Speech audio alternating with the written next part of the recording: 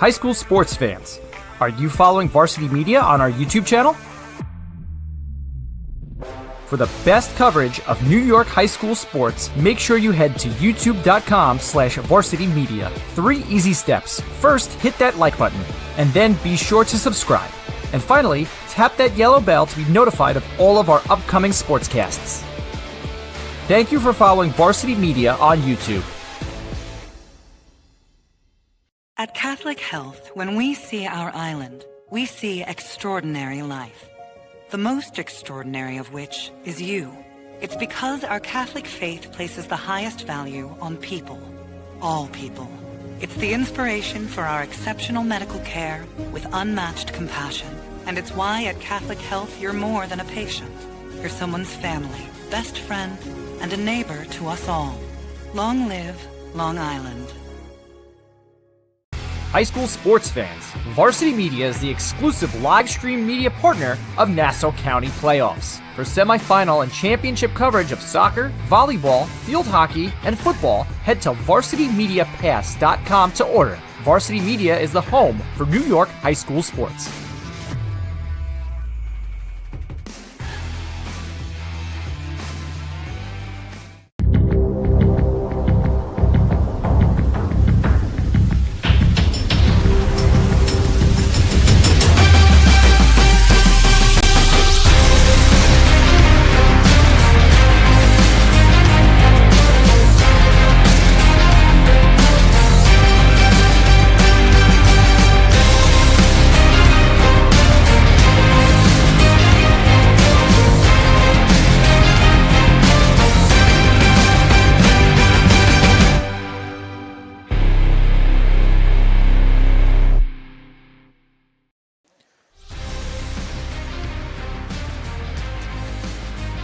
From Holy Trinity High School here in Hicksville, New York, Varsity Media Sports Network presents a Long Island rivalry renewed as Chris Harda and the Titans of Holy Trinity host the Cougars of St. John the Baptist. Today's CHSFL contest is sponsored by Catholic Health as well as Speed Island. Well, good afternoon, everyone. Dylan Butler alongside Mike Hungerford in a rainy, cold homecoming here at Hicksville, in Hicksville at Holy Trinity. And it's the first time these two teams have met since the championship game, AA2 championship game 2 years ago, which Holy Trinity won. And both teams have, Mike, moved up the ladder in the Catholic Football League, where Baptist has moved up to AA1, and they are a contender there this year as well. And Holy Trinity has moved up, as they hoped they would, to the AAA, to the big boy division. So it's a fun matchup of two teams looking to bounce back off of losses and looking to maybe not right the ship, but certainly get some forward momentum going as you head closer to the postseason.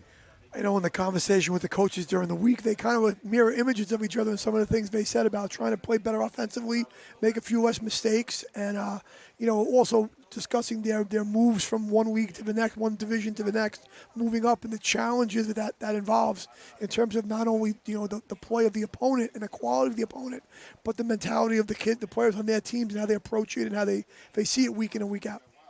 Those guys, the Cougars, coming here from West Islip, coming with a 2-3 record, 2-2 overall in the AA1 division. And they're a little bit at a crossroads right now, Mike, in terms of their season. They have back-to-back losses, a Long Island Lutheran team, which they're not in this league, but if they were, they'd be a AAA team. Lost 35-0 on their homecoming.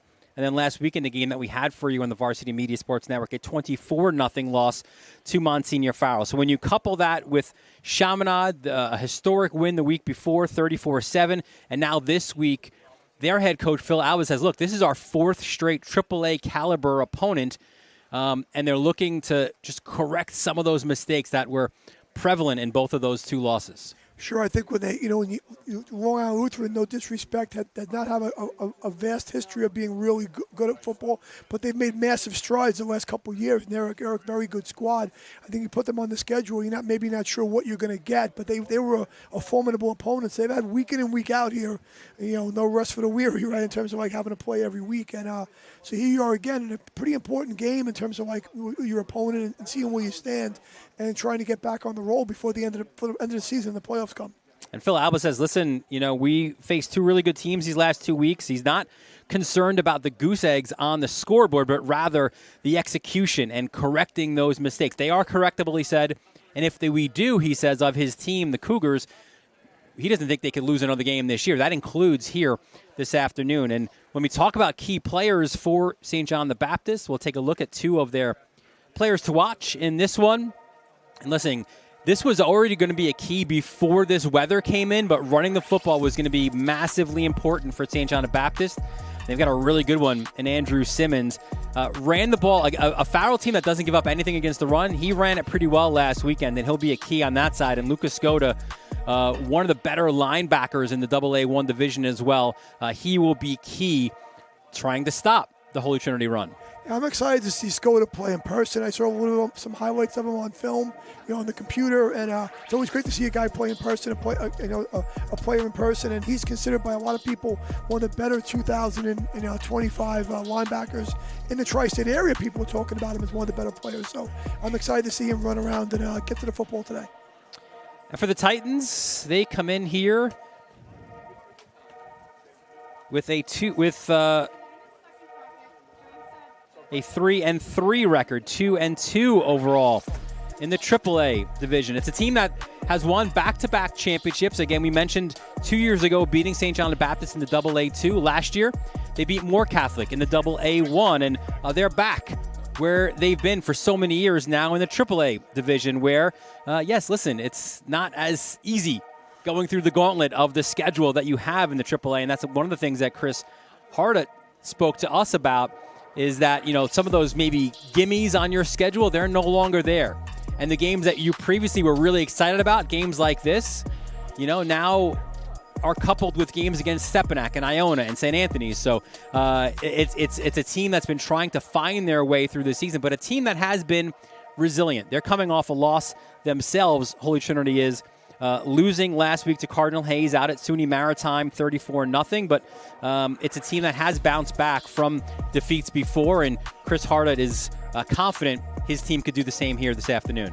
Sure. I mean, last week's loss to Hayes, I've been singing Cardinal Hayes praises ever since I saw them play against St. Anthony's. That barn burn of a shootout that we were exhausted from for like 72 hours from covering that game. But I think it's a very difficult team to play against, and I kind of take that as off the table a little bit, in my opinion, and try to right the ship here today. And I think it's important for Holy Trinity to get their playmakers going early, because they definitely have some playmakers. And I think the book on Holy Trinity has been the past few years has been kind of like the swagger of those playmakers, of those threats, right? Like home run hitters and big play guys. And I know the weather conditions aren't ideal for that today, but if you can get them going early, maybe you get some of that good feeling back, and all of a sudden you turn things quickly. And a few of those guys are no longer here, whether it was through graduation or with a Josiah Brown or a Devin Gonzalez to transfer. But listen, the playmakers are still very much here. Let's take a look at a couple of them now in our players to watch. And on the one side, it's Jaden Simpson.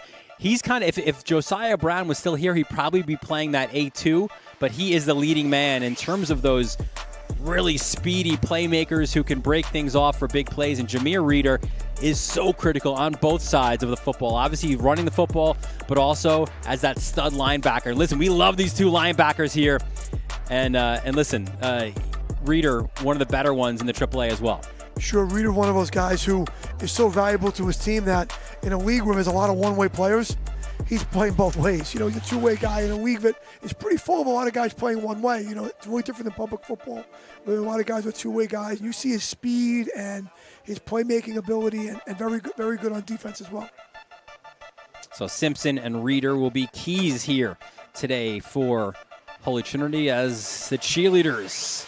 It is a tough day to be a cheerleader, but they are literally weathering the storm here today in Hicksville. Let's take a look at the keys to the game for both of these teams. For St. John the Baptist, listen, a week ago against Monsignor Farrell, Phil Alba says we could literally have 0 turnovers. They had 6 in that loss to Lehigh. They had 5 last week against Farrell. So cleaning that up is going to be key. Winning the turnover battle is huge. They also want to eliminate the explosive plays that obviously we know Holy Trinity is so good at, and he said his offensive line to displace the Holy Trinity defensive line. That's going to be really important as well. And for the Titans, listen, he's going to score some points, right? They've been struggling to get moving offensively, so score some points is big. And to go along with that, especially again on a rainy afternoon, you want to establish Jameer Reeder's running game. And listen, every coach will tell you this. You want more consistency on both sides of the ball. Absolutely. I mean, we talk about turnovers. I think when you get past 3 turnovers, 3 team turnovers for a game, your percentage, your chance of winning the game decreases dramatically. And 6 is like, that's a coach's nightmare. You're not really ever prepared for having 6 in a game. And he was pretty critical of the team trying to get better, and also the coach. Everyone's got to coach better and play better. And let's get back to St. John the Baptist football and mistake-free football. And think about it too. 2 of those turnovers last week, they gave Farrell the ball first and goal from the 1 and first and goal from the 3. You need to be a little bit better than that to get your team some opportunities to win a football game. You can't give a team a chance to score a touchdown you're in the field without needing a first down. You need a first down, right? You can make him, put them in those situations. You're not going to win very often. It's going to be very, very difficult. So it is St. John the Baptist and Holy Trinity here. It's homecoming in Hicksville. Yes, the rain is falling. The snack stand is ready. We are here as well. Rocco Rainone has his Titans primed for a rivalry game. And it's all coming up next right here on the Varsity Media Sports Network.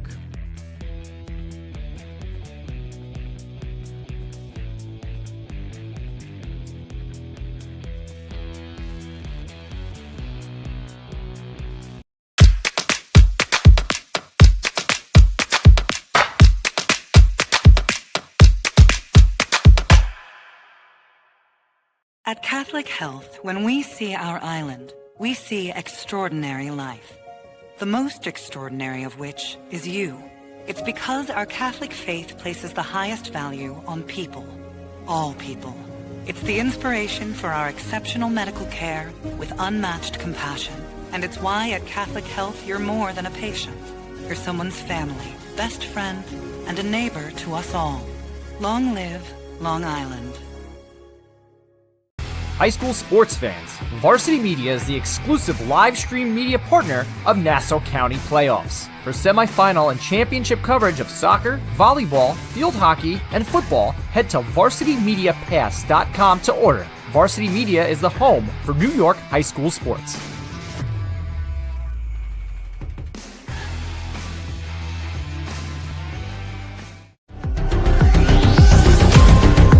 Inside the 10 to the end zone. Oh, he's got a wide open receiver. A.J. Duff.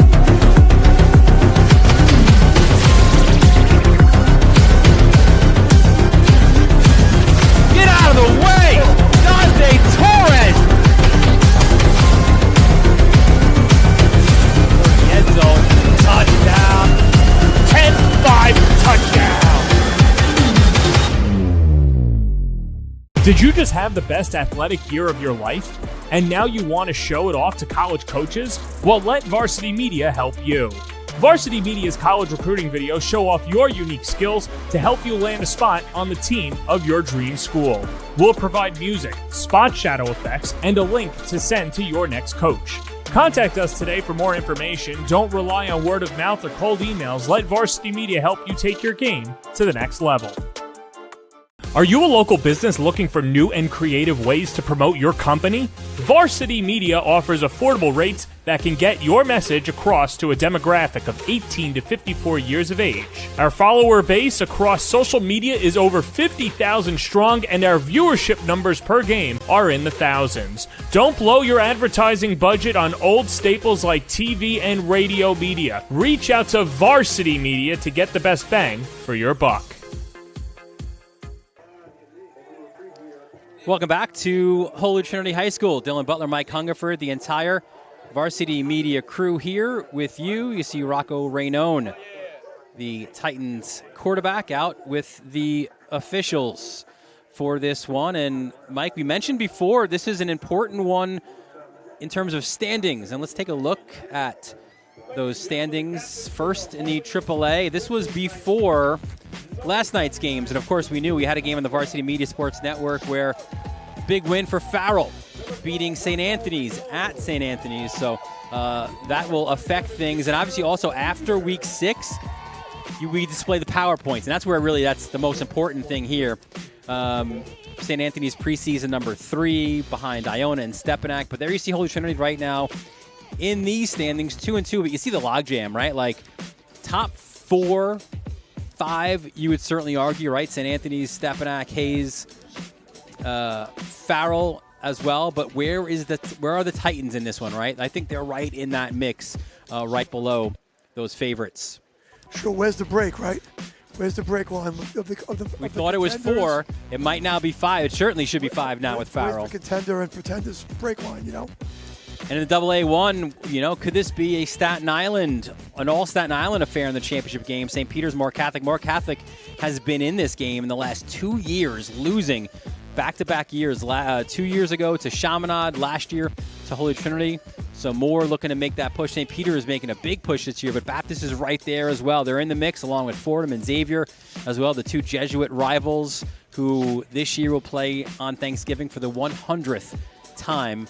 Really impressive. Only the COVID pandemic stopped this grouping of all these games. So those will also be other teams to witness here as well in the later portion of this regular season.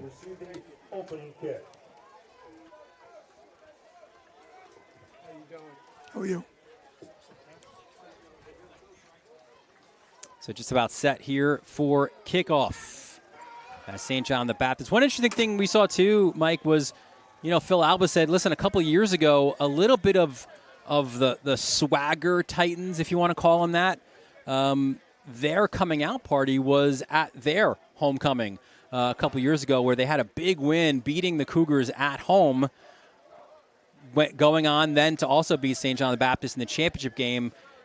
We asked Phil, you know, is that going to be something mentioned? Is that some motivation? He said, listen, honestly, we just want to correct what we're doing wrong, and then rather than any sort of revenge. We'll take a quick break. We'll have the opening kickoff when we return right here on the Varsity Media Sports Network.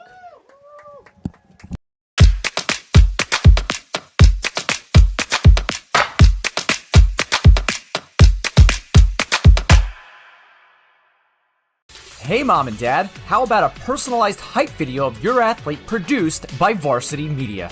Cinematic coverage of game action, plus on-camera interviews by our crew set to music will make your son or daughter look like the next superstar. Perfect for social media fame and college recruiting.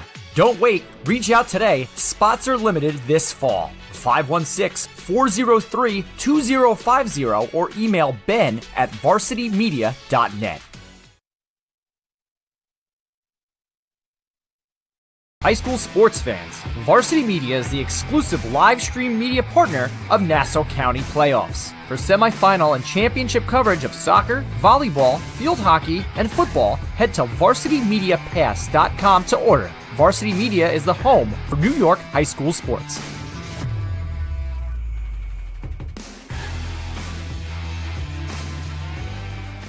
Are you a local business looking for new and creative ways to promote your company? Varsity Media offers affordable rates that can get your message across to a demographic of 18 to 54 years of age.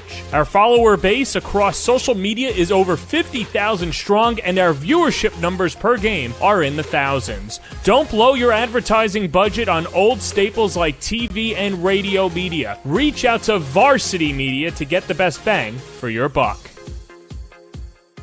Did you just have the best athletic year of your life, and now you want to show it off to college coaches? Well, let Varsity Media help you.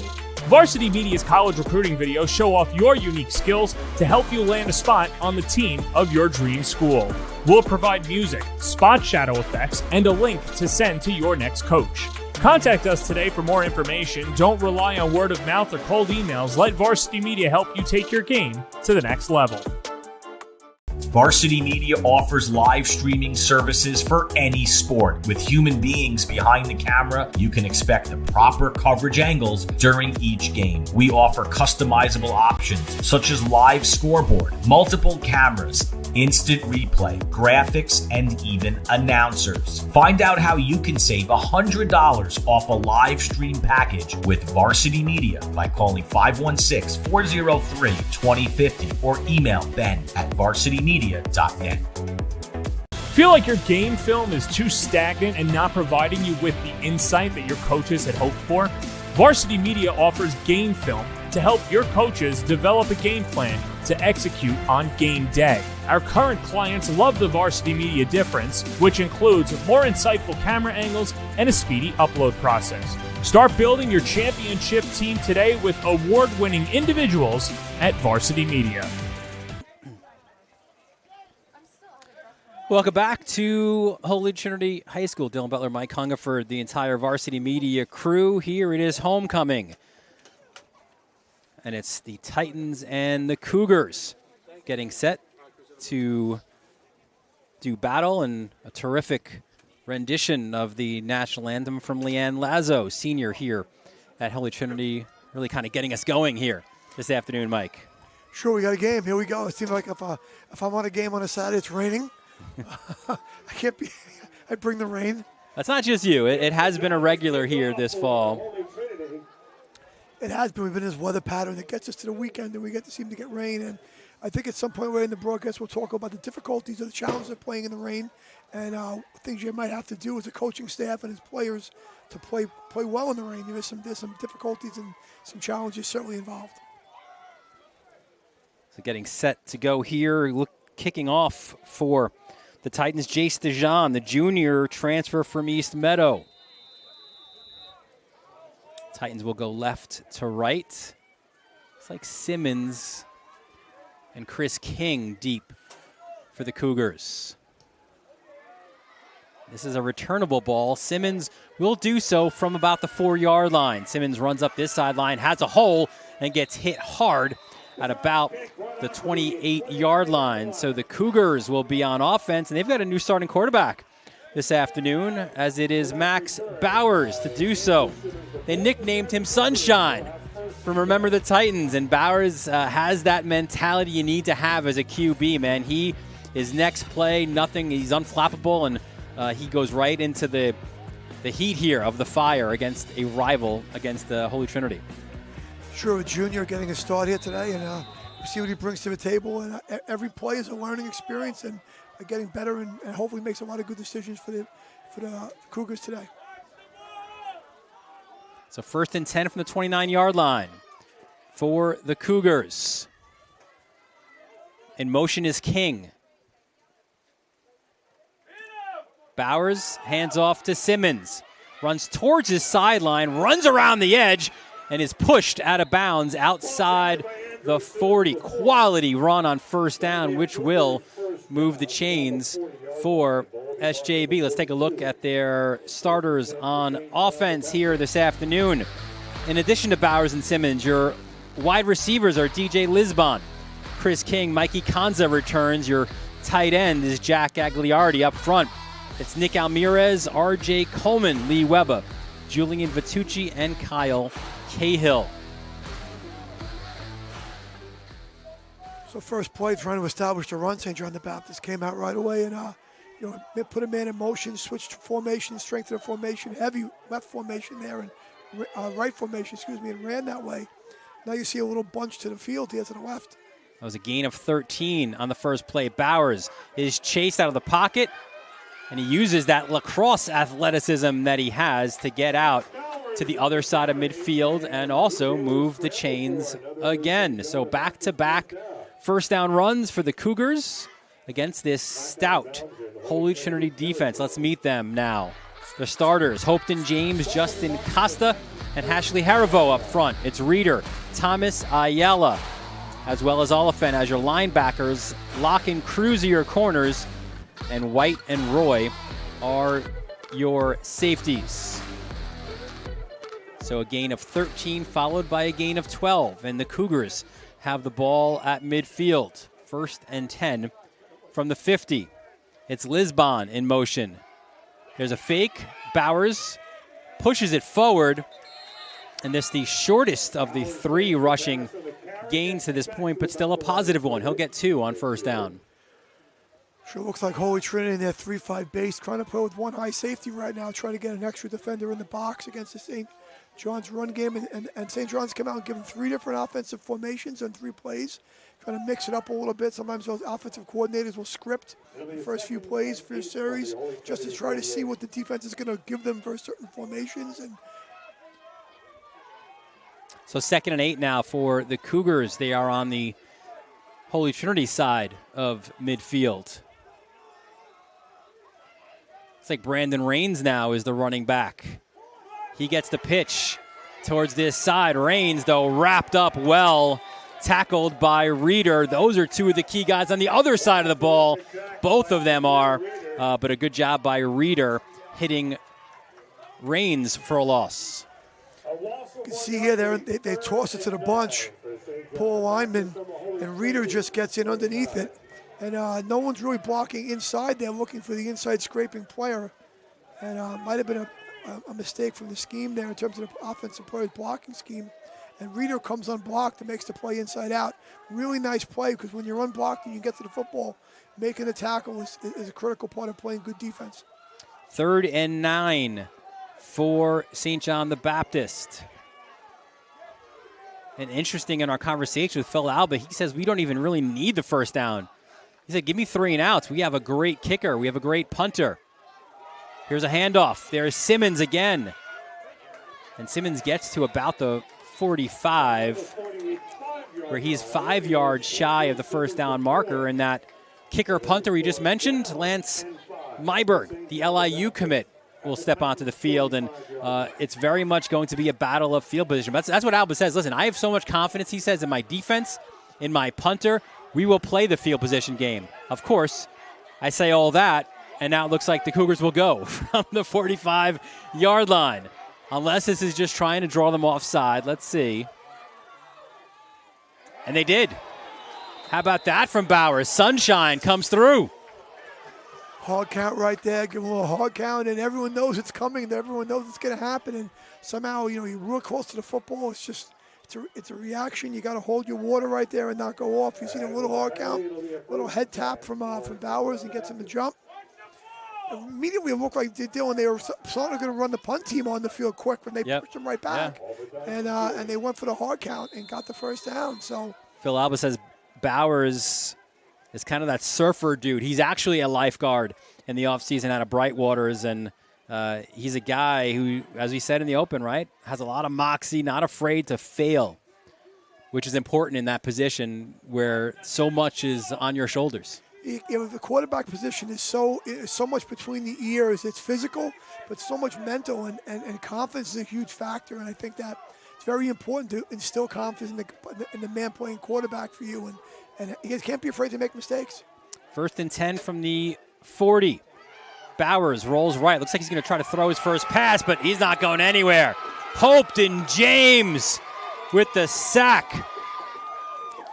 Mike, that's your defensive MVP of last year's championship game, picking up where he left off. Well, he decided to sprint right there, and he just got outside of the. I think that might have been the tackle right there, and the back is looking for someone to pick up. Would have been nice if the back could have chipped him right there and helped that tackle. It looks like right there, but he didn't. And you have a pretty big loss on the play of almost 10. 9 on the play for Holy Trinity. Yeah, James was a guy, had a hamstring injury, didn't play against Stepanak, was limited against Fordham, but up front, he is the Titans' most athletic and most talented player. Here's the handoff. It goes to Simmons again, finds the outside, and there's a host of tacklers on the play. That includes Chase Cruz, number 6. making the tackle. What I like there, Dylan, was it's 2nd and 19, and the conventional wisdom would be you probably have to throw the ball twice to get a first down. But the coaches did talk to us about establishing the run and win the line of scrimmage. So stick with the game plan. It's a rainy day. Let's run the ball. They just picked up about 7 right there on the 2nd down run. It's not a great situation of 3rd and 13, but at least you're being consistent what you came here to do. You're not all of a sudden throwing caution to the wind here, less than 5 minutes into the game. So 3rd and 13 from the 43-yard line for St. John the Baptist. And the Cougars will call a timeout here to talk some things over. I want to remind you that the Titans' next game is right here at Holy Trinity High School, 1:30 p.m. kickoff against A renewal of a rivalry between Holy Trinity and St. John the Baptist.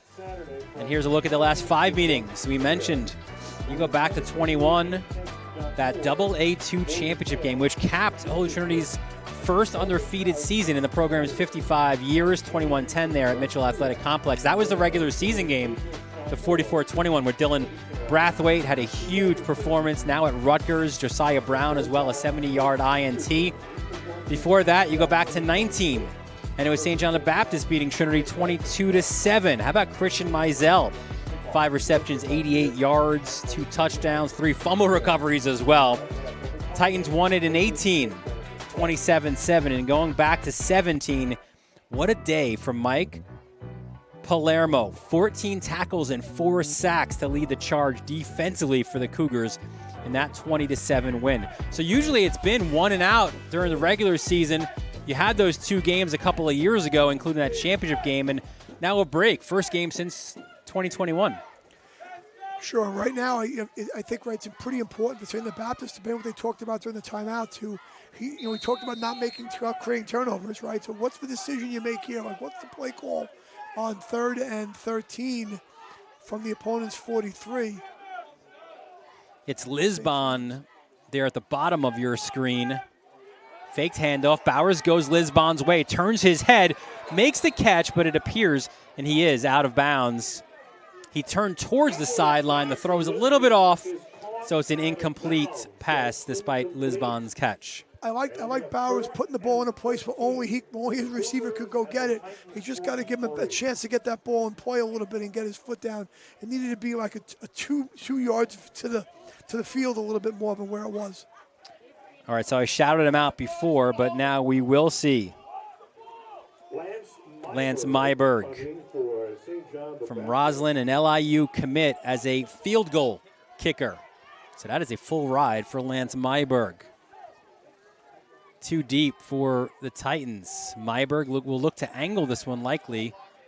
Gets it high in the air. It's fielded at about the 8-yard line. Return to sender coming this way. Good pursuit. Can he get the edge?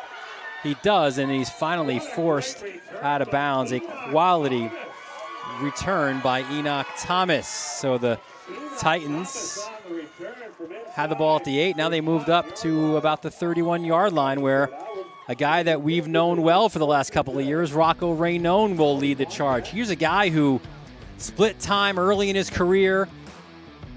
He split time this year as well, but 17 for 51, 377 and 4 for Rocco Raynone, a guy who's got so many games under his belt, a couple of championships as well. He's played in the biggest games. Sure. Very experienced player, and he'll be key to getting this offensive Holy Trinity jump started again. So the Titans will start on their own 32-yard line, their first possession of this game, with 6:26 left in this first quarter. Raynone, hands off, and there is the bruising Jameer Reeder. Not much, if anything, for Reeder. And let's meet the rest of the starters on offense for the Titans. In addition to Raynone and Reeder, we've got Simpson, Roy, Cruz, and Gray as your wide receivers. Harivo, Bergen, Hogan, Costa, and Trevor Benjamin. Your right tackle there, number 52, started as a freshman a year ago. Really talented offensive lineman for the Titans. So a gain of 1 on that play, 2nd and 9. Raynone. This time he'll throw his first pass. Has an out to Chase Cruz. Breaks his first tackle, breaks another, and then he's forced backwards. A really nice looking tackle there by Jovan Bonilla, the sophomore linebacker. Let's meet the rest of the Cougars defensively.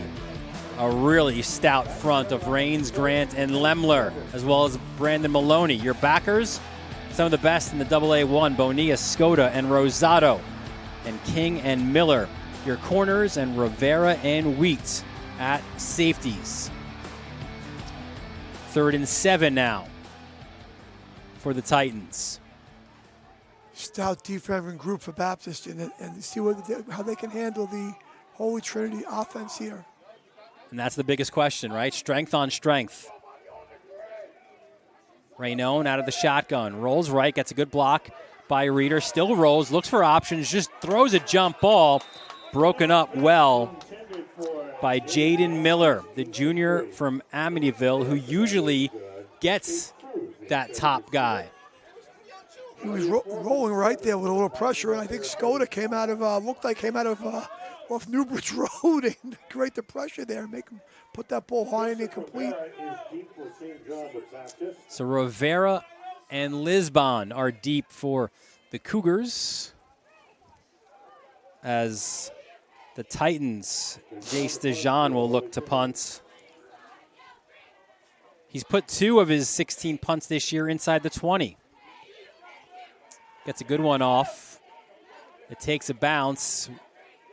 Will not be returned. Lisbon kind of faked a look at it like he was going to return it. Will not do so. I'm not really sure why he was getting so close to that thing right there. That's one of those moments where the coaches are like, red, red, red, poison, poison, poison. Get away. A couple things can happen, and most of them are bad. Yeah. So the Cougars will start off on their own 32-yard line. And you got to think, too, it was mission accomplished on that first drive for Phil Alba offensively, right? You didn't turn the ball over. You moved it, and you punted, and you get it right back. Well, in the field position game, they were able to get 2 first downs on the first drive and then pinned Holy Trinity relatively far back, and now they're getting the ball in their 33. Their first possession started them at 29, so they're getting it in the same place again. That's pretty good field position.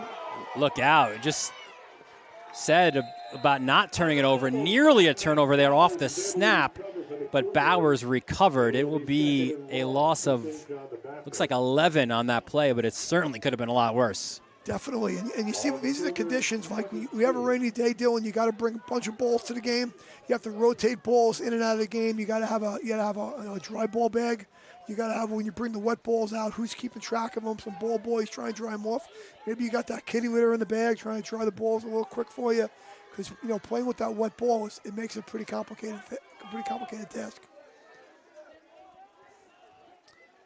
So a 2nd and 20. For the Cougars. Handoff to Simmons. A nice shoestring tackle on the play by Darian Oliphant, the sophomore. And Oliphant's a guy, Mike, who this year, with Devin Gonzalez gone, he's one of those now picking up extra playing time. A lot of sophomores on this team who maybe thought at the early portion of the season that they wouldn't have a lot of time, but they've been thrust right into starting positions. A little bit of a next man up philosophy, right? Who do we have next to play? And the best player in 4 grades will play, and 3 or 4 grades will play. And that's kind of a bit of a youth movement, a little bit of in terms of who's participating here. 3rd and 16.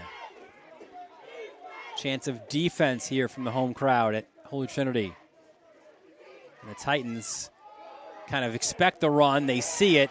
James trying to strip it out of Bauer's hands. Good strength there by the QB again, just to hold on to the football. He wanted a flag there for getting thrown down late. It will not be thrown, but that's a loss of 2 for the Cougars.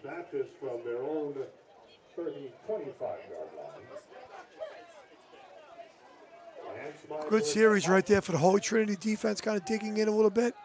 a first down play. We had the fumbled snap. Snap was off and got a huge loss, and then 2 good downs of defense. Should be getting the ball in a pretty good spot here if you're Holy Trinity. Nice punt. Backs up.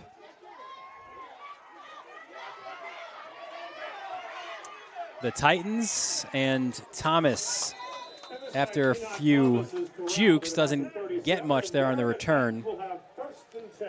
And this battle of field position continues. Good ball trap by St. John the Baptist in the punt coverage right there. He's got some moves and can get free, and you can see he's wiry and athletic and makes guys miss. Really good trap right there for St. John's. Enoch Thomas, that backup running back to Jameer Reeder, but those kind of guys will get the opportunity on kick and punt return as Rocco Raynone comes back out to lead his Titans. And Phil Alba, it was interesting in his conversation. He said, listen, their 2 championship years where they went 10-0, or excuse me, 12-0 that one year and 9-1 a year ago, said the Titans don't seem to have that same 85 Bears swagger, which maybe some of the younger guys around here might have to Google that or YouTube it. We know what that means, with the I remember the rapping going on, right, with Jim McMahon and the Fridge and all those guys. But they backed it up, that team, as did these Titans, winning back-to-back championships, but a different team a little bit this year. They still have, again, some of those playmakers, but they are up a division, up in the AAA this year. Sure, and definitely challenging with AAA. There's so many competitive teams and so many good players, and the level of play is very high. Raynone was a little high in that ball right there. You can see a little frustrated. He knew he had an open receiver. That could be a little rain affected right there. 2nd and 10. Raynone, this time hands off. Nothing doing for Reeder. And how about that job? Brandon Maloney, the sophomore from Brentwood. Big number 53 with the TFL. St. John the Baptist just loads the box right there. There's more people than you can block. They're really basically daring, I think, Holy Trinity to throw the football right now.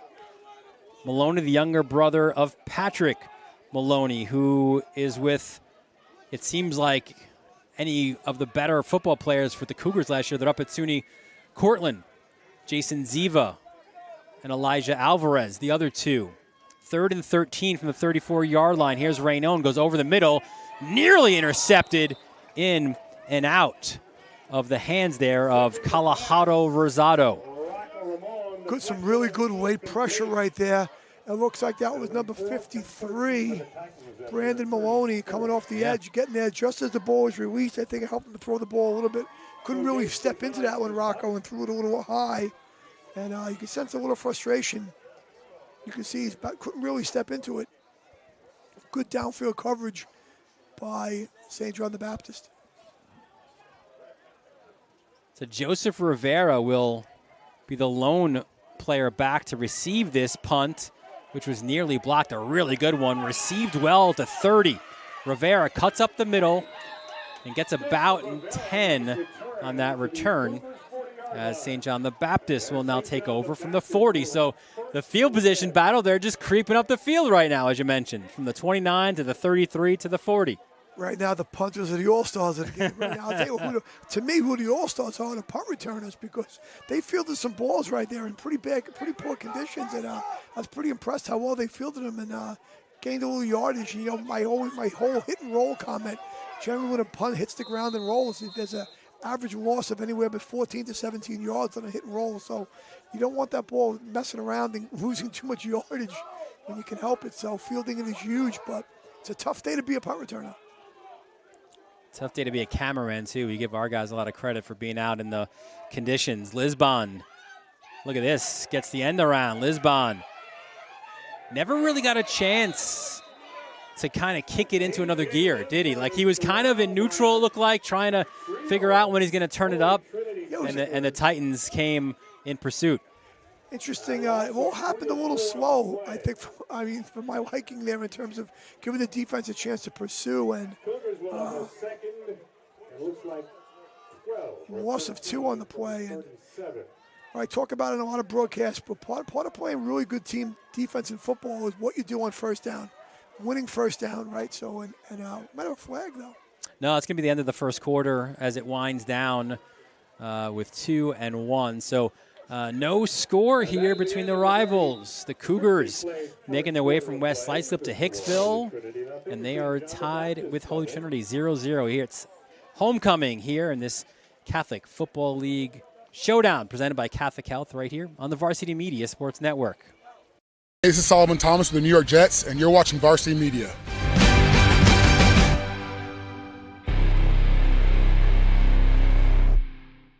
At Catholic Health, when we see our island, we see extraordinary life. The most extraordinary of which is you. It's because our Catholic faith places the highest value on people. All people. It's the inspiration for our exceptional medical care with unmatched compassion. And it's why at Catholic Health you're more than a patient. You're someone's family, best friend, and a neighbor to us all.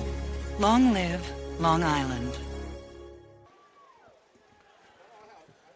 Welcome back to a rainy and windy and just miserable kind of a day here. It's a tough one for those guys, the coaches.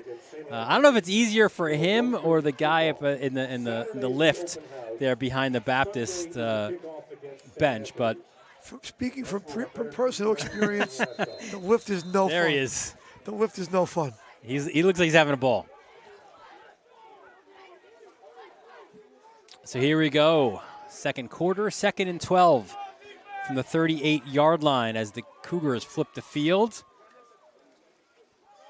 There's a fake. Bowers lowers the shoulder, and it was read well. Listen, the Titans put their numbers in the box. They said, we think you're going to run. They did, and they were stopped. You saw Darian Oliphant again in on that tackle, number 24. Yeah, right there. They ran that quarterback run to the bunch again, and a lot of Holy Trinity defenders in the box and almost can't block all of them. It seems like one of those games, Dylan. Who's going to blink first? Who's going to make the big error? Or who's going to make the big play on the offense? And conversely, what's going to give here a little bit first to change the tempo of the game and the flavor of the game a little bit? 3rd and 13. So that was a loss of 1. As Bowers, he's got trips left. There's no receiver on this side. Runs towards his receivers, looking for upfield blocks. No, he got hammered by Jameer Reeder, and a flag.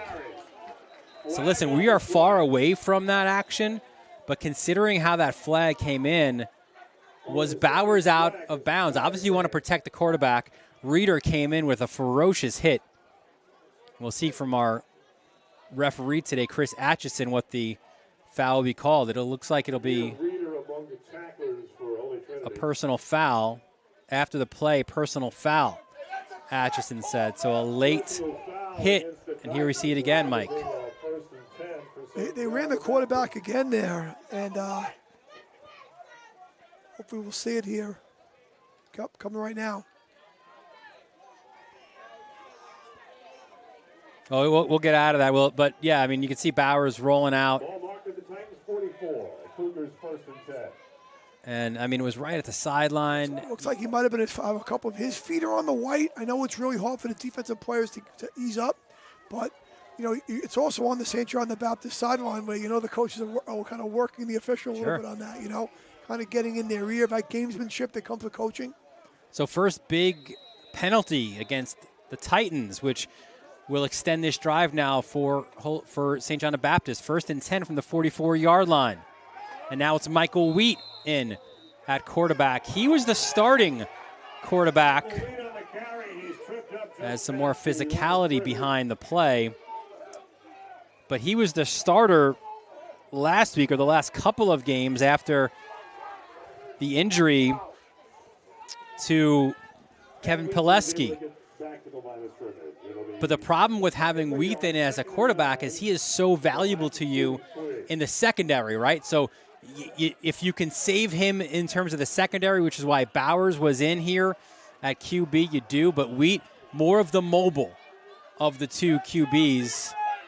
Bowers probably throws a bit of a better ball here. 2nd and 9 from the 43-yard line. Raines was in motion. There goes Wheat, lowering the shoulder, pushing forward. And he'll get to the 41, it looks like. He'll get a couple of yards. Yeah, it's putting those guys at the quarterback spot. St. John's is running, Baptist is running the quarterback pretty hard right now. So they're using him in the run game. It's always a challenge to try to keep those players healthy when you can, because they're so valuable on defense. And St. John the Baptist is an excellent defensive squad.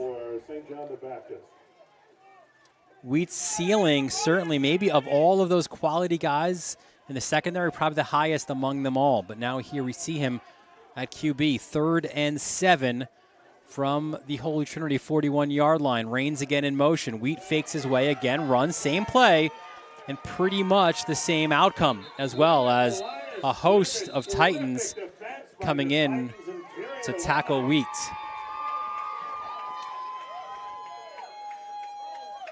They're not worried about him not playing in the secondary, because they're running him on consecutive plays, and hopefully Bowers okay. Took that big hit on the sidelines from Reeder. And 4th down here, Dylan. Yeah, I think we'll likely see the same as we saw before, right? It's 4th and 5. I was never a math guy, but I can certainly tell you that if you, again, jump on the line, you will get a 1st down. So you got to think that the Cougars will look to, again, try to draw Holy Trinity off.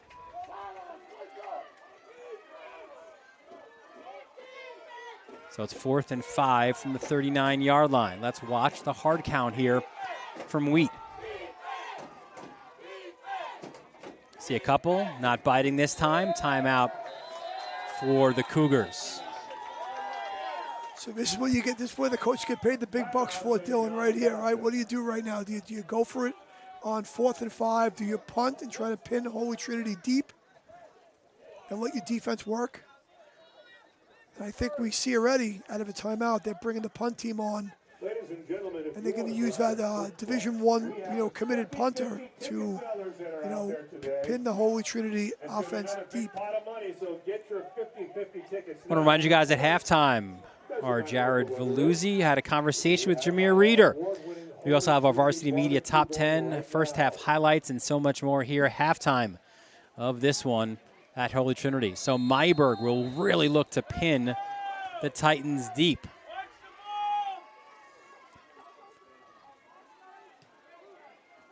Really good-looking punt.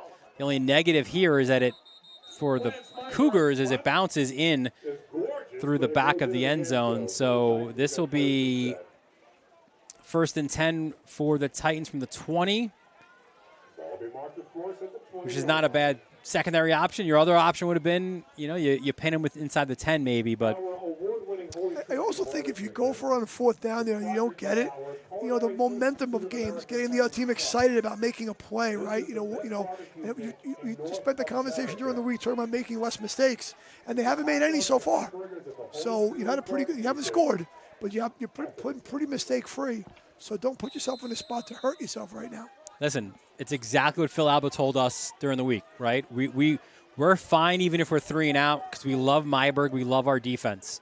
And he loves this here, 1st and 10 from the 20. Raynone hit hard there as well. A host of tacklers. He got hit low and then high as well. Skoda came in high. Skoda finished him off, and he brings the wood. He brings the wood to the game for sure. And I had heard a lot about him and saw a little bit of him on film during the week, and he is fun to watch if you like defensive football. Yeah, 6'1", 210. Probably since he came from Merrick, maybe could have taken a shorter commute here, but he's found his home out in West Islip. 2nd and 7 from the 23-yard line. Raynone, a bit of a low snap, pump fakes, rolls out, look out, under trouble, and he is sacked. He ran right into Brandon Raines, and Brandon Raines, 9 times out of 10, he's winning that battle. The senior from Deer Park, his 6th sack of the year. Little disguise right there. They took the walk-away player to the field. They kind of brought him, showed blitz there a little bit, and Raynone looked there right away, but they rolled coverage down into it to cover that blitzer up, the area the blitzer vacated up. And it was good defensive little ploy, a trick right there. And he didn't have the open receiver he thought he had, and the pass rush gets to him pretty fast. In Reigns, you have probably your best overall player on this team, a freak. They call him the natural for his ability. Big play here. 3rd and 16 from the Holy Trinity 14. Raynon back to pass. Gets a short out. Looking to Reader. Reader a bit of a juke there at the 10. Cuts it back inside at the 15. But he's taken out at the 20. Well short of the first down marker, which will set up Jace DeJean now getting back on the field to punt. And it'll be a deep one. So the field position, again, should this punt be a good one, and if there even isn't a return, it likely is going to be the best field position after the best field position after the best field position for the Cougars. They got pretty close last time trying to bounce on the block. We'll see if they get close this time. Oh, they did. Looks like Rosado. It's a short one. It'll take a little bit of a Titan bounce at the 46-yard line. Dylan, before the last break, we talked about how to win, how to play good defensive football, how to win, and part of it's winning on first down, right? And getting the offense, especially on a rainy day where passing is difficult in longer yard situations. Both teams have been pretty successful on first down defensively, not giving the opposition yardage and putting them in, making the play list a little different for the offense on second down. Let's see what Chris Atchison has here on the punt.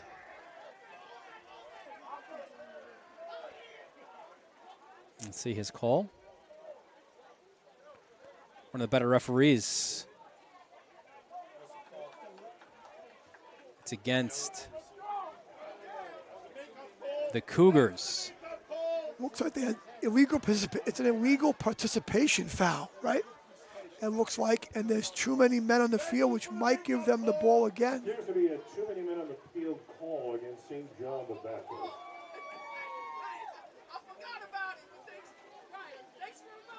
So look at that.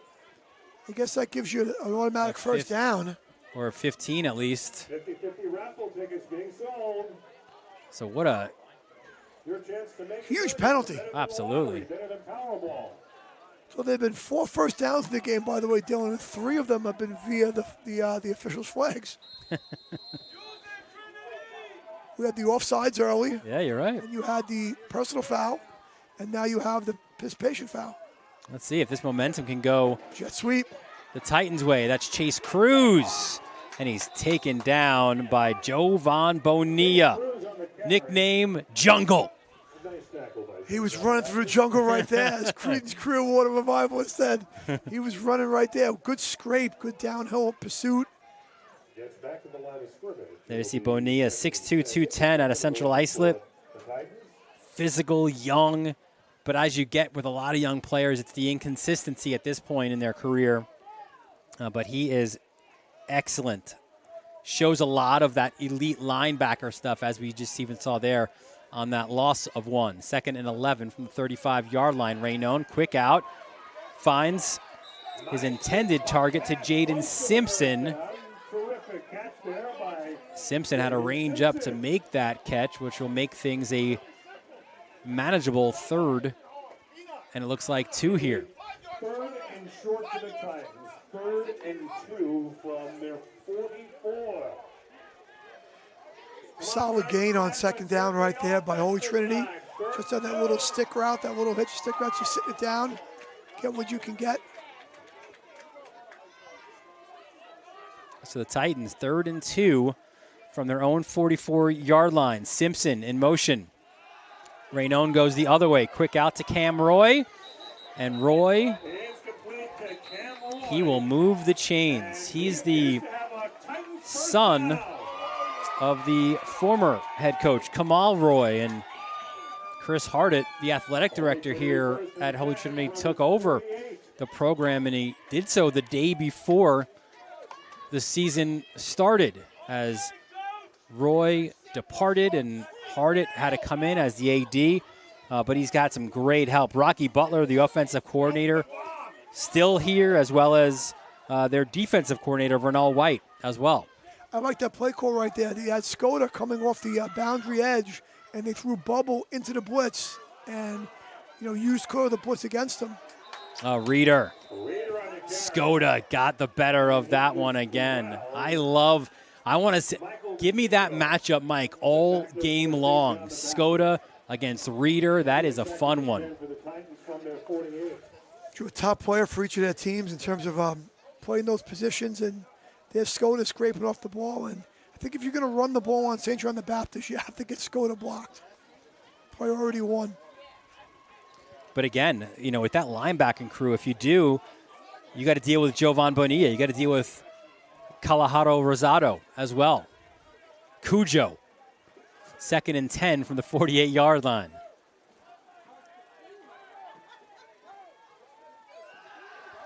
And there is Simpson. Get him into space. But there is no space to be had. They are good pursuit by the Cougars. The tackle by Zaire Grant. Really good ball trap right there by St. John the Baptist on the quick pass from Holy Trinity, and you can see they trap the ball with an inside player, an outside player, and they kind of net it and surround it, and there's no place for the ball carrier to go. Really good defense right there by St. John the Baptist. 3rd and 8 from midfield for Holy Trinity.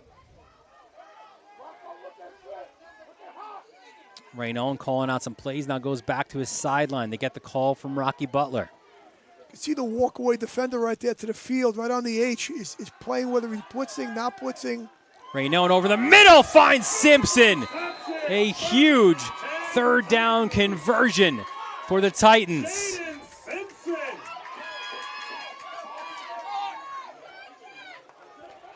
He took a big shot at the end of the play. Down to the 32 of St. John the Baptist, 1st and 10 for the Titans. Number 20 right there came in, and Calagero got him at the end. And Simpson down, right now. But we mentioned Chris Hardut before, assuming the head coaching responsibilities here for the Titans. He's a guy who is a Catholic Football League lifer, Mike, a guy, a 1985 graduate of Christ the King, was a Christ the King JV coach in 89 and 90, was the varsity coach from 91 to 98, spent a year as an assistant at the Merchant Marine Academy, and then he came here to Holy Trinity, where he was the offensive coordinator and then a quarterbacks coach under the great Tony Massia, and he's currently the AD and the president as well of the New York Catholic High School Football League. He's not on the sideline. That's why we're not showing you there, because he's up on top here of the booth to lend his assistance. But he said, listen, honestly, it's Butler and it's White. They're running the show. He's just kind of lending his expertise, almost of like a CEO type of role, to help these guys do what they do best. A consultant. Yes. A consultant of sorts, and I think that's really good of him. He knows he has guys on his staff that he helped to bring on as the AD, right, and who know who they all can coach football really well, and they're a little more familiar with the kids on the practice field basis. So he's letting them do their work and do their job, and he's kind of overseeing the whole operation. So on that moving of chains, it's a 1st and 10 from the 34-yard line. Simpson on the bench getting his hand checked out. That one nearly intercepted. First one off of Cam Roy's hands, then off the hands of Chris King. Yes, that is a slippery football, Mike. They say, I think Skoda came on the blitz there and kind of forced him to throw low snap. There's Skoda. Got an open receiver. Ball needs to be caught.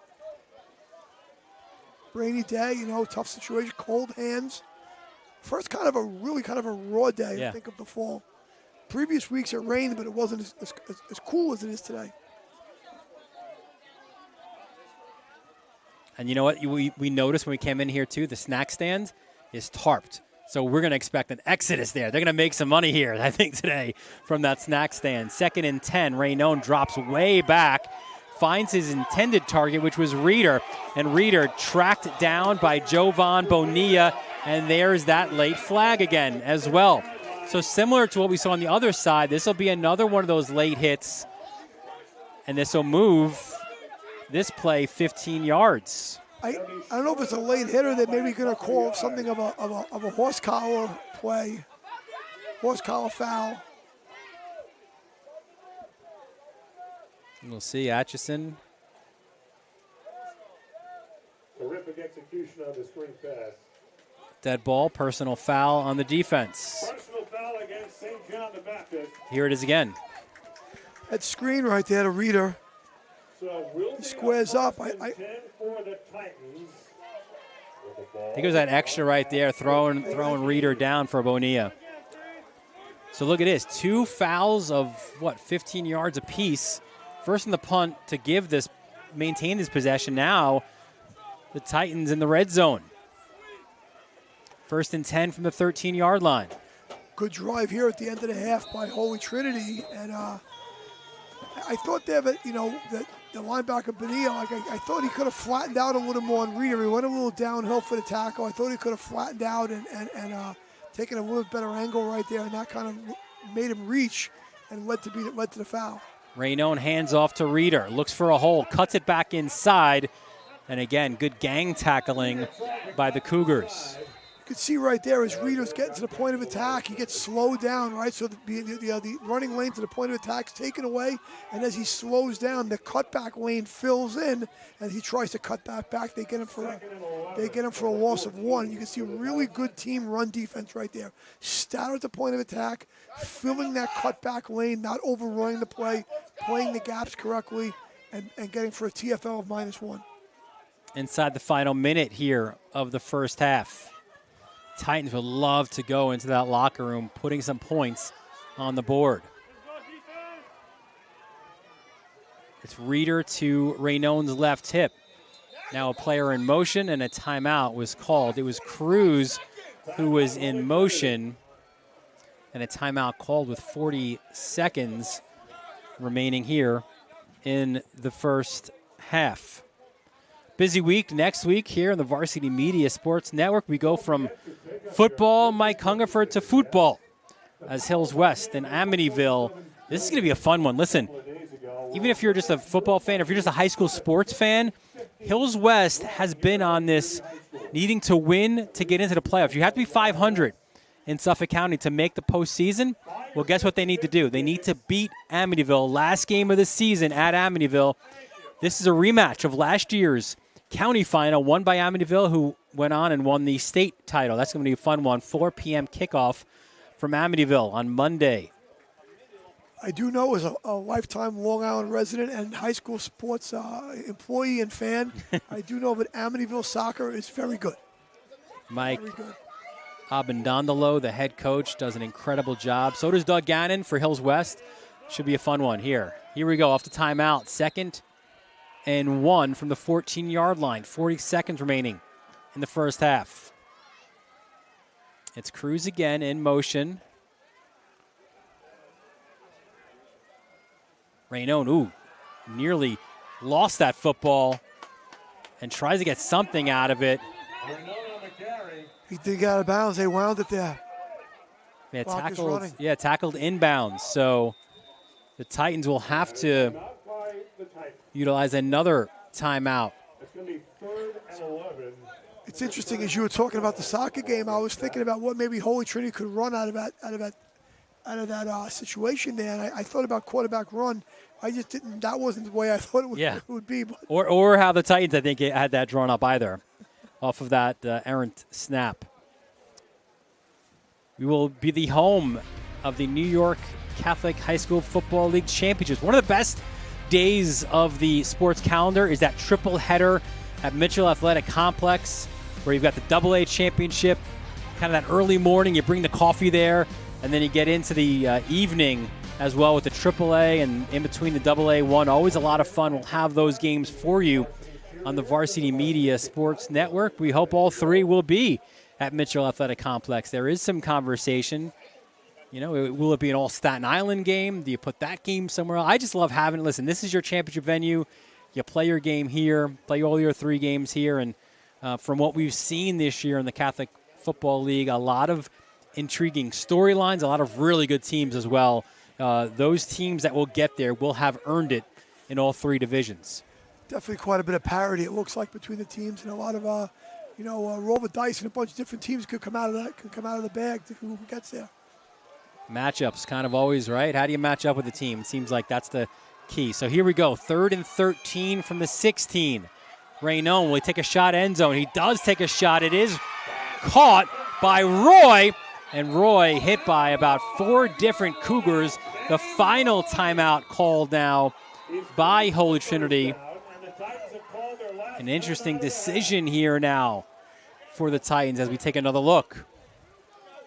Yep, he kind of sits that route down in the zone coverage, it looks like there, and he almost wiggled his way out, but there's the pursuit, and when the St. John's guys get there, they mean business. But they took their last time out, so it's 4th and 3 right now. Here's a good look at Cam Roy. The sophomore has really grown into his body this year, now like 6'2", 6'3", so a good target there as well, and kind of that possession-type receiver. Consistent when he gets the targets. He's a guy, he's not dropping the football. Didn't drop it there and almost got wiggled out of the tackle and got in the end zone, but you can see he's a little bit shaken up right there. You catch that ball in the middle of the field. You see the guys on the weekends, right? The Sunday guys, they get down right away sometimes because they know those linebackers are coming from one way and the safeties from the other. It's gonna be a sandwich on you right there. So here's the thing, Mike. Holy Trinity out of timeouts now.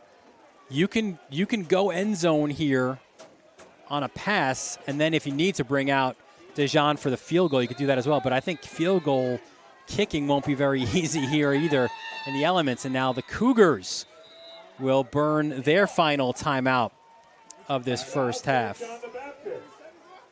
And will take it with them as well. Titans knocking on the door, trying to get in the end zone. Will they, or will they not? We'll find out when we return right here on the Varsity Media Sports Network. You're watching the Varsity Media Sports Network, the home for New York high school sports. Hey sports fans, did you know Varsity Media live stream broadcasts get viewed by college coaches nationwide? Through our announcers' storytelling and insight on your athletes, we can help your players get an edge on college recruiting. Find out how by reaching out to Varsity Media today, 516-403-2050, or email ben@varsitymedia.net. So welcome back to Holy Trinity High School. Off the timeout by St. John the Baptist, Jace Dejan on to attempt the field goal.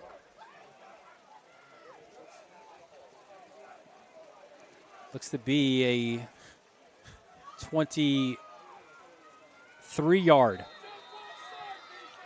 Just actually really a little bit longer than an extra point. Dejan 1 for 1 this year of 22 yards. And this one is good.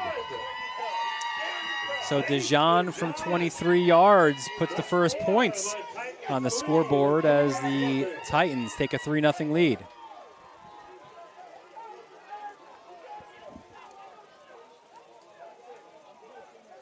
Going to be a kickoff here. Just a little bit of time left before halftime, 13 seconds, and probably a kickoff return and maybe 1 or 2 plays for... Well, no timeouts for the Cougars as well. Yeah, probably a kickoff return and maybe 1 play for St. John the Baptist. See that QR code in the top left of your screen. You want to scan that, and you can follow us on all our social media handles as well. At Varsity Media on Twitter, Instagram, Facebook as well. Dylan Butler, Mike Hungerford, our entire Varsity Media crew here with you. It's a good one. A rivalry renewed between St. John the Baptist and Holy Trinity. The Titans strike first here late stages of the first half. Jace Dejan's 23-yard field goal has given them a 3-0 lead. It's Simmons and King deep for the Cougars. A low kick fielded by King at the 15-yard line. Excuse me, by Simmons at the 15. Look at Andrew Simmons. A big return for Simmons. And this does maybe give you an opportunity, Mike, to try to have that one last play as there's an injured Titan on the field. I thought maybe, depending on the return, maybe just take a knee. You don't want to get a turnover, right? No turnovers we talked about before the start, but Simmons, a quality return here to give the Cougars the ball near midfield. Really only 1 play away from breaking that one and maybe scoring. He fielded that ball so cleanly.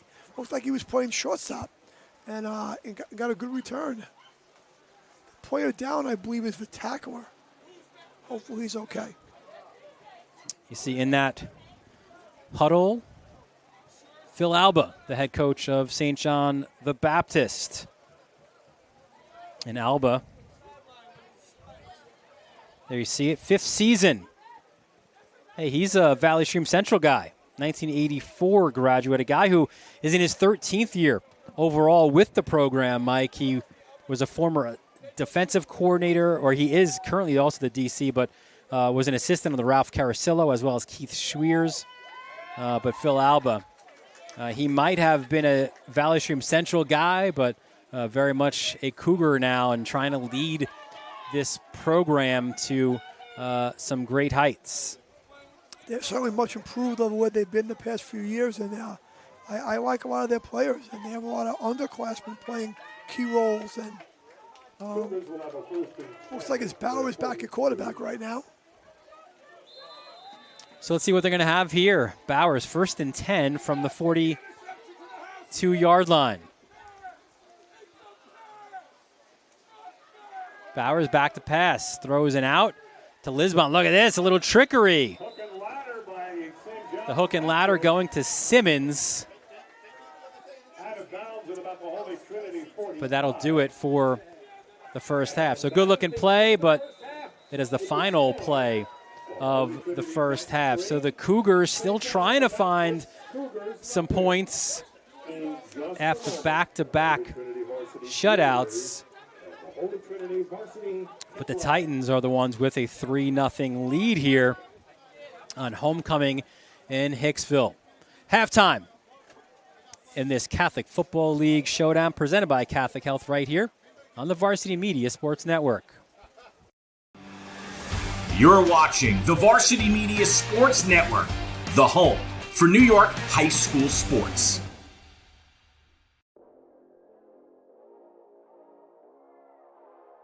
Hello, everybody. I'm Jared Veluzzi, and my guest today, Jameer the Bull Reader out of Holy Trinity. And Jameer, it's been a little bit of a different season for you guys. You're up in the AAA, and regardless of everything that happened in the offseason, you guys still got some pretty impressive wins. What was the key to all that? I feel like staying true to what we've been following these past 2-3 years, not changing any footing, but really just I guess taking a moment to regroup after everything happened. But it's still been the same motto, same motive to keep pushing, doing what we got to do, do our 111th every day, and keep doing what we've been doing. And what's the adjustment been like from AA1 to a full-on AAA schedule? Ooh, I guess the physicality, that's obviously a big part. We're playing way bigger and better teams of the state now since we moved up to AAA. So I guess adjusting to that really been the biggest part, because the speed, we always have that. We always have the strength, but I feel like, just this overall size of everybody and the discipline levels of teams in AAA have increased. So I feel like that's a big part also. And another thing that I feel like a lot of people really have to know, it's rare to play both ways at running back and linebacker at your size in the AAA. What's the mentality you got to have to be able to do it? Honestly, growing up, I've kept the same mentality of always trying to be the best at whatever I do.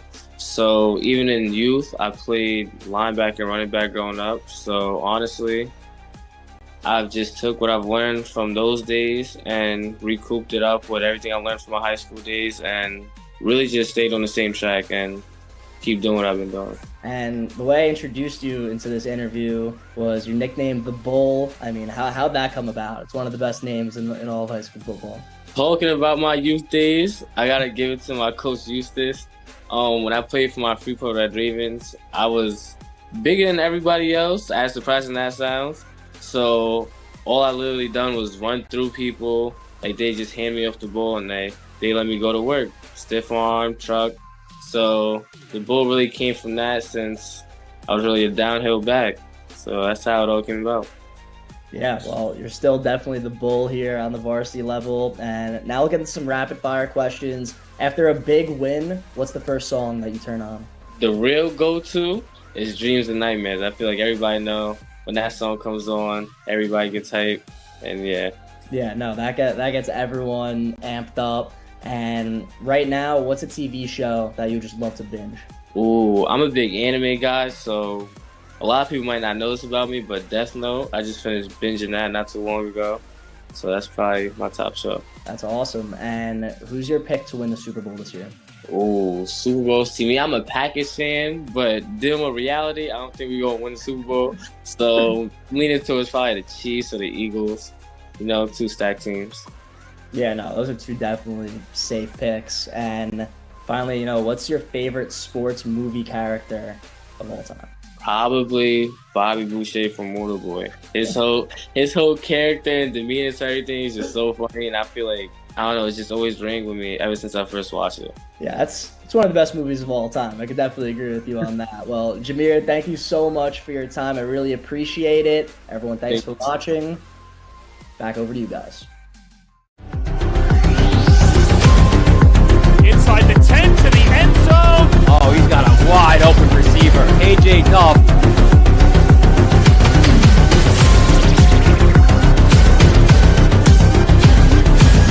Get out of the way!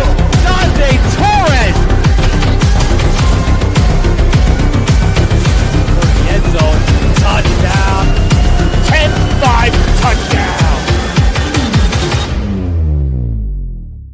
High school sports fans, Varsity Media is the exclusive live stream media partner of Nassau County Playoffs. For semifinal and championship coverage of soccer, volleyball, field hockey, and football, head to varsitymediapass.com to order. Varsity Media is the home for New York high school sports.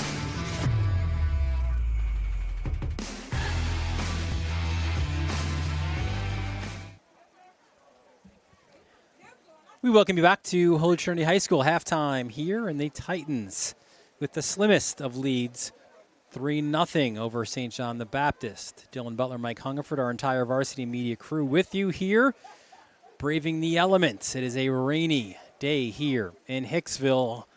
Not the best for homecoming, Mike, that is for sure, but it's been a fun battle in the first. Listen, we expected both of these teams to come out and showcase really stout defenses, and that's what we've seen in this first half. The field goal that will show you from Jace DeJean right now the difference between these two teams, but we expected a field position kind of battle, certainly what Baptist wanted, and we've gotten that here thus far. Sure, this field goal, good operation right there, and the only points on the board right now set up really by a couple of penalties, helped by a couple of penalties from St. John the Baptist and a few first downs from Holy Trinity mixed in on a couple of receptions. And Holy Trinity's been able to throw the ball a little bit more successfully than St. John's has. I believe we have, Holy Trinity 8 of 12 passing.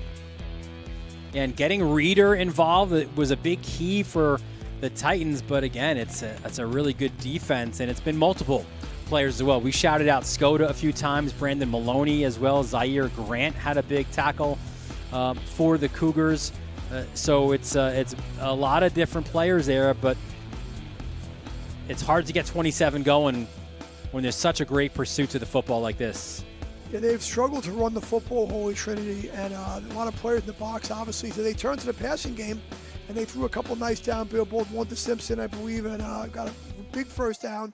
And then the screen, really, to Reeder was the play, but with the tack on personal foul, got them really into field goal range. And then they were able to drive down and kick that one at the end of the half for the 3-0 lead. Cougars really haven't been especially dangerous in terms of scoring the football, but I think a lot of it has been exactly what they want to do, right? They want to just not turn it over. There you see Hopeton James sacking Bowers, but again, no fumbles, no interceptions. The penalties, they got to be cleaned up a little bit. Obviously, two big ones against the Cougars and that last one that led to DeJean's field goal. But outside of that, it's been kind of mission accomplished offensively for the Cougars. Sure, they didn't want to turn it over, but eventually, though, if Trinity can extend their lead or keep the lead, you're going to have to open it up a little bit to try to score some points, and that's going to be the decision-making factor. Is what are you going to run here in the rain? and how much you're going to be risking turning it over because you have to try to score. Because eventually, if everything stays the way it is, you're going to lose 3-0. So eventually, something's going to have to give. And that's probably the discussion point from the St. John's coaching staff at halftime, even amongst themselves, not only with the players, but amongst themselves, is, where are we going with this offense and what are we going to do to try to score points? Mike, let me ask you this. In our conversation with Phil Alba this week, he said he wasn't concerned about back-to-back shutouts, right? And that wasn't the focus, certainly. But if you're in that locker room, if you're one of those kids, it's now 10 quarters of football that you've not scored. How much is that weighing on you?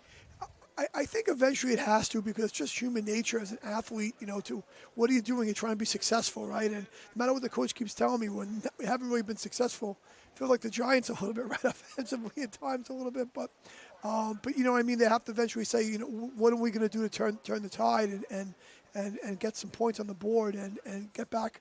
I think once they score some points, everyone will just take a deep breath. Absolutely. You just need that, but these aren't the conditions for that. I think the most important thing today is someone in the next half of football, at the end, half is over, someone's going to have a win and someone's going to have a loss. And you just have to win the game by whatever it takes. Yeah. Just find a way to win the game. I think right now that's what Holy Trinity did, right? They found a few plays, hooked a couple passes up, got down, and I think they looked like they were going to run a regular play on 4th down and 3, and there was a timeout, and they said, let's just get 3 points here because we could be ahead. Just be ahead, win the game, and that's what they did. And I think that was a really good coaching point by Holy Trinity.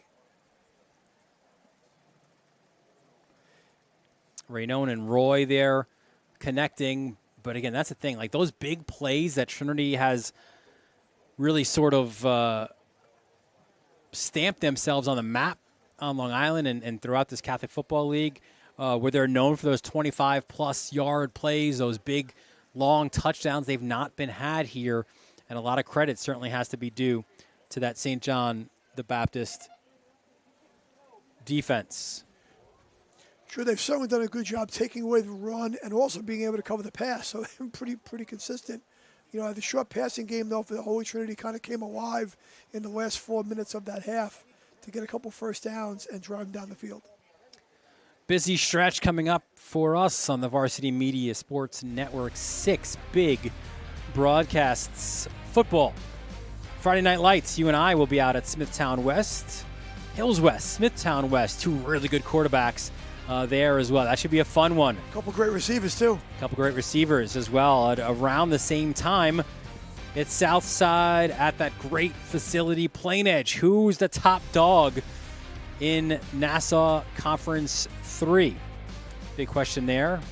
Southside with a battle last night, Dylan. Lynbrook guys gave them a test. They pulled it out. They remain undefeated, but it's as the season goes on and more gets on film, it gets tougher to win. Saturday afternoon, one of the best rivalries in the Northeast is renewed as neighboring towns, Massapequa, Farmingdale. 2 o'clock kickoff there from Don Snyder Stadium. We'll be there for that as well. And another fun one in Nassau Conference 1, Oceanside at Syosset. We saw the Sailors last night lose to Farmingdale, and that should be a interesting battle. And we turn the page to Sunday, back here at Holy Trinity. St. Anthony's coming off of their first league loss of the season, taking on the Titans, and it's the Battle of the Boulevard. This one, though, not on Francis Lewis Boulevard. It's going to be Charles Lindbergh Boulevard out at Mitchell Athletic Complex as Holy Cross and St. Francis Prep renew their rivalry. 5 o'clock at Mitchell. Holy Cross with that very medieval-looking logo. I like that, like Holy Trinity. I like those medieval looks. That's good. Some of the famous numbers there as well. Coach Mass, Tony Massia, what a legend he was here at Holy Trinity. We'll take a quick break. Second half coming up when we return here on the Varsity Media Sports Network.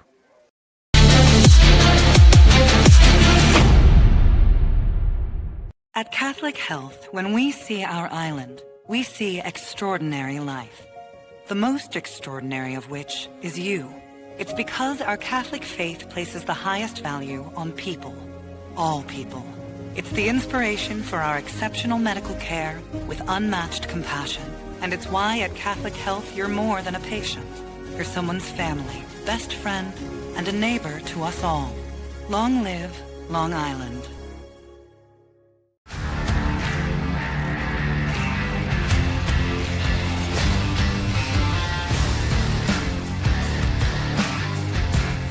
Off Lazito.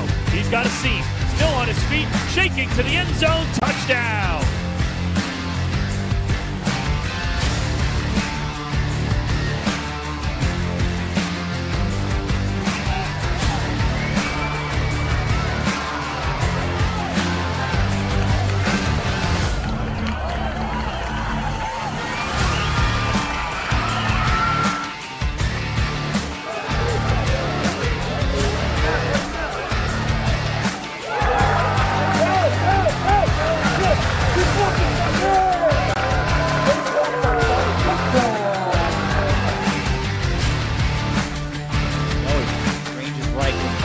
That's picked off, intercepted, and it's William Hanley. Pick 6.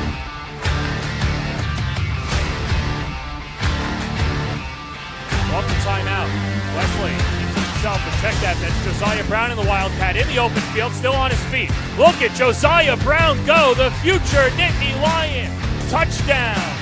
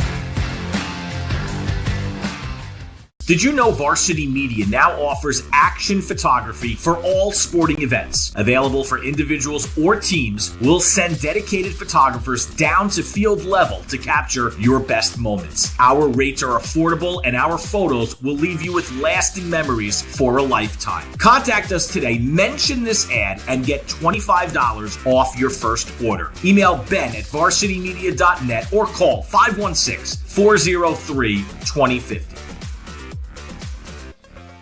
Varsity Media offers live streaming services for any sport. With human beings behind the camera, you can expect the proper coverage angles during each game. We offer customizable options such as live scoreboard, multiple cameras, instant replay, graphics, and even announcers. Find out how you can save $100 off a live stream package with Varsity Media by calling 516-403-2050 or email ben@varsitymedia.net. Feel like your game film is too stagnant and not providing you with the insight that your coaches had hoped for? Varsity Media offers game film to help your coaches develop a game plan to execute on game day. Our current clients love the Varsity Media difference, which includes more insightful camera angles and a speedy upload process. Start building your championship team today with award-winning individuals at Varsity Media. High school sports fans, Varsity Media is the exclusive live stream media partner of Nassau County Playoffs. For semifinal and championship coverage of soccer, volleyball, field hockey, and football, head to varsitymediapass.com to order. Varsity Media is the home for New York high school sports.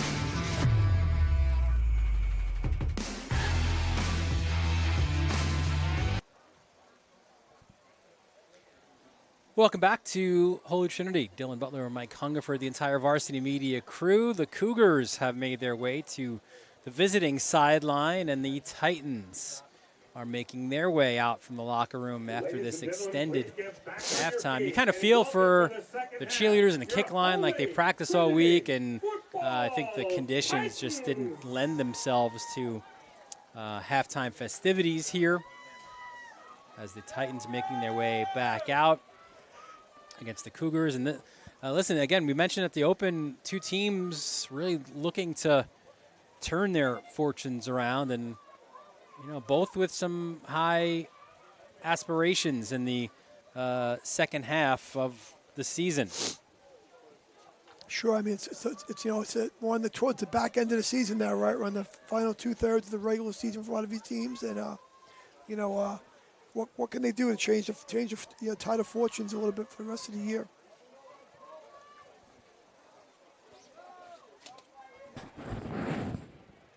Show me the back. Weather conditions obviously not ideal for football, but our crew has done a great job here getting you great footage and great videos. Hats off to them. Braving the elements to get the videos and shots for us. Yeah. Travis DeLuise, Ron Pierre doing the yeoman's work here today. And you see across the field, St. John the Baptist warming up. And pretty cool, I think. You see the back of their jerseys? It says Brotherhood. And it's part of what they call kind of their value system out of St. John the Baptist, where part of what they talk about is brotherhood in terms of the values. It's a bit of their constitution. One of the things is to celebrate community over individualism, and it's part of the process, right? And how do you get kids to be less selfish in a social media world that we're in? So in that sense, Phil Alba said, listen, our focus isn't on AAA. It's about the process. And the slogan this year is actually process over results. And they're trying to build that culture. The culture is first, he said, for the Cougars. Everything else after that will happen if you can get the culture right. Sure, it's absolutely evident that you have to get people have to get their mind right, people with their thoughts in the right places, and I think it's not what you do on game day; it's what you're doing every day. Not just what happens when people come to see you play and the lights go on, but what do you do every day to be excellent in everything you do? And if you preach that, and certainly in a Catholic school environment as well, so those things are important. So, good major progress from St. John the Baptist this year. Let's take a look at their upcoming schedule as well. There you see it. Listen, that tough loss at Peters to open the season. And then the win over Fordham, the really kind of biggest win in probably the last 20-plus years, right? Beating Chaminade. And then you follow it up with those losses to Blue High and Foul. After this, you got the two X's. You're on the road. Both games at Aviator Sports Complex. Xaverian and Xavier on back-to-back weeks to end the regular season. Still so much to play for St. John the Baptist, which again, 2 years ago, they were in the AA2 championship, losing a tight one to Holy Trinity. Can they get back now to the AA1 title game? There are some tough teams that are around them trying to do the same. Some synergy to the end of the season, playing with two teams that start with X in your last two games of the year. A little strange synergy to it. Yeah. X marks the spot. So lock deep as the Titans. And you wonder, too, how important that was as well for Holy Trinity. Again, just get some points on the board. You know you're getting the ball coming out as well. Sure, I mean, you couldn't get much on the ground going, but you got a couple passes. Hooked three really pretty big passes up, helped out by a couple penalties. Really, the penalty that really changed everything was on the punt. The participation penalty on the punt, which I actually, even after many years of coaching, didn't realize that's an automatic first down. So that definitely changed things, changed the fortunes of the half a little bit for both teams.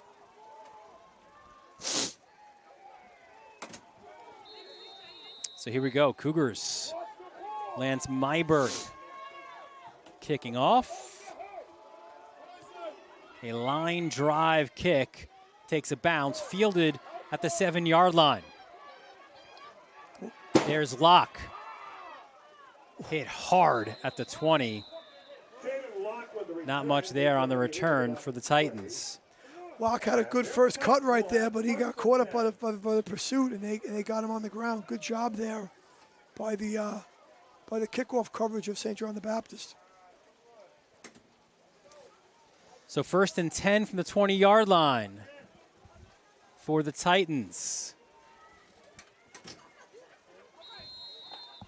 And Rocco Rainone back out there to lead his troops. See if Holy Trinity makes any attempt at trying to get this running game going a little bit. They're in the negative yardage in the run game in the first half, but 8 of 12 passing in the second. Low snap. They do attempt to run the football on first down, and a short maybe gain there. See big 53 Brandon Maloney, 6'2", 230, the sophomore, in among the tacklers. He's a sophomore. He's a good player. He's a good player for a sophomore. He's around the ball. I've called his name a few times in the first half, and I like his motor. He gets off the ball, and he gets it going. Gain of 1 for Reeder on first down. Thank you for the heads up. Appreciate it. In the formation they're in now, it's not a really, if you're not going to try to read it and run the football, it's a tough formation to run out of. Raynone checks his options, rolls it right. Just a little dump off. Bounced it looked like to Cruz. But no, he didn't. It was a complete pass to Cruz, just past the markers. First down for the Titans. Let's take another look. Good scramble right there, just enough on it, and he's good completion right there. He's able to get his hands under it, and the official was right there to call it, much closer than we are, so that was a catch. Cruz used to some big plays. Made the big one, the winning touchdown against Moore Catholic last year in the championship game. Raynone is now 9 for 13 passing. Good completion percentage numbers in these conditions. Not a lot of yardage, but still good job getting those passes completed. Another handoff. First big run by Reeder. Moves the chains again. And Jameer Reeder ran towards that right side of the line where Justin Costa at right guard and Trevor Benjamin at right tackle live. Looks like they were reading that right there, which we were trying to see if they were going to get those read plays started there out of that formation. If you're not reading it, hard to get enough blockers. And good job by Holy Trinity right there, and good cut by Reeder getting a first down. So 1st and 10 from their own 43-yard line. And the Titans looking to make some noise here as another big run by Reeder. And that's the key, Mike. As you said, it's getting going, running, and that's the guy to get it done, Jameer Reeder. Solid 7-yard gain on first down right there, which what we talk about, like, which team is going to win on first down, right? Right now, Holy Trinity's been winning on first down coming out of the half. We mentioned the right side of the line. Got to give credit also to the left tackle, Ashley Harivo, the left guard, Danny Bergen, the center, Justin Hogan as well for these Titans. 2nd and 3. Raynone goes to Cruz. Cruz, a little hesitation up the sideline, and Cruz is forced out. Good screen right there by Holy Trinity into the wide side of the field and about trips formation. And they throw that screen right there. And the first man, they get just a little touch on a couple good blocks right there. You don't need big contact out there. Just need little touches. You love the screaming from both sides, where the Baptist guys wanted the block in the back, the Titans wanted a late hit. 1st and 10 from the 37-yard line. The Titans humming a little bit behind this guy, 27, Jameer Reeder. Looks like he gets 7 more or 6 more on that play, and there's a late flag as well. And this one will be against the Titans. Look, that was Danny Bergen. Looks like that was definitely on Holy Trinity. And you can see right now what they're doing is, so they have no extra blocker in that formation. But what they're doing right now, Holy Trinity, is they're reading. So the quarterback is reading one unblocked defensive lineman. Depending on what the action of the lineman, the quarterback is going to give the football to the running back, or he's going to keep it himself. You can see right now he's reading that near side end. The near side end gets up the field, so he gives it, and Reeder's able to get underneath him. So they're blocking. They're using the quarterback read to block the extra defender, and obviously very common in football these days. But in the formation they're in, if you're not reading it, it's hard to run the football. So good coaching adjustment by Trinity. Personal foul there against Bergen, which backs up Holy Trinity to the Cougars' 46. 2nd and 19. Raynone Looks the other side, finds Cruz again. And this time backed up. Terrific tackle by Chris King. Some chatting right now between these two rivals. Physical tackle right there, physical play, and you know, when you make contact on that tackle, Dylan, you want to bring your lower half, you want to bring your hips and your legs, right, and drive your legs through, and great example of it right there. Good wrap up right there, and run your legs through the tackle with second man in, drive the ball carrier back. 3rd and 15. The rain has been unrelenting here this afternoon. I thought we were getting a little break in the second quarter, and all of a sudden, out of nowhere, it came down again, and I was very wrong. Here's Raynone. The out to Simpson. That's incomplete. As Raynone had to get on his horse a little bit there. And listen, there's where penalties come up big, right? It looked like Holy Trinity was moving the football. They had some momentum. A personal foul backs them up. And now they're looking like they're going to be forced to punt here from midfield. Yeah, Raynone rolled right there, you know, rolled to his left and tried to get his shoulders around, just couldn't deliver the ball. He had Simpson coming out of the break and looked like he had him on the deeper out coming out of the break and just couldn't get it to him. And he was 3 for 3 to start the drive. That's his first incompletion of the half. And he has a really good completion, you know, total for going for the game in terms of his accuracy and his numbers. And look at this, off for the punt attempt. It was fumbled, and Cougars get their first big play on specials. Well, we're waiting for the first miscue of the game, right? And the first big mistake in the game is that fumbled. I think right there he let that punt he let the ball get into his body, right, Dylan, and hit that bottom of his breastplate of his shoulder pad and bounced off. Of course, his hands are wet, but got to try to field that with your hands and not let it get into your body if you can. And it got off the shoulder pads, and big play right now. Good, major opportunity right now for St. John the Baptist. So Max Bowers back out. We saw him take a big hit in the first half. The junior QB. Let's see if St. John the Baptist can capitalize on that special teams miscue. In a lot of ways, you could call it a special teams miscue because you had too many men on for the Cougars that the Titans capitalized on to put the only points on this scoreboard. 1st and 10 from the 48-yard line. Bowers hands off. And there is the shifty Andrew Simmons. A short gain, though. As like Kareem Gray, 9 in among the tacklers. Running to that tight end side right down there and trying to use that sniffer or that H to try to create an extra blocker. Block down with the tight end and try to kick out with that H. But good job by Holy Trinity. You know, we're only playing with 3 down linemen, Trinity, and a lot of stand-up players. And you know, those guys kind of run around blocks, run underneath blocks, and you kind of say at the point of attack, maybe we have an extra man, but those scraping players get there quick. That H you mentioned, Jack Gagliardi, joined up front by Nick Almirez, R.J. Coleman, Lee Webber, Julian Vitucci, and Kyle Cahill. 2nd and 8 from the 46-yard line.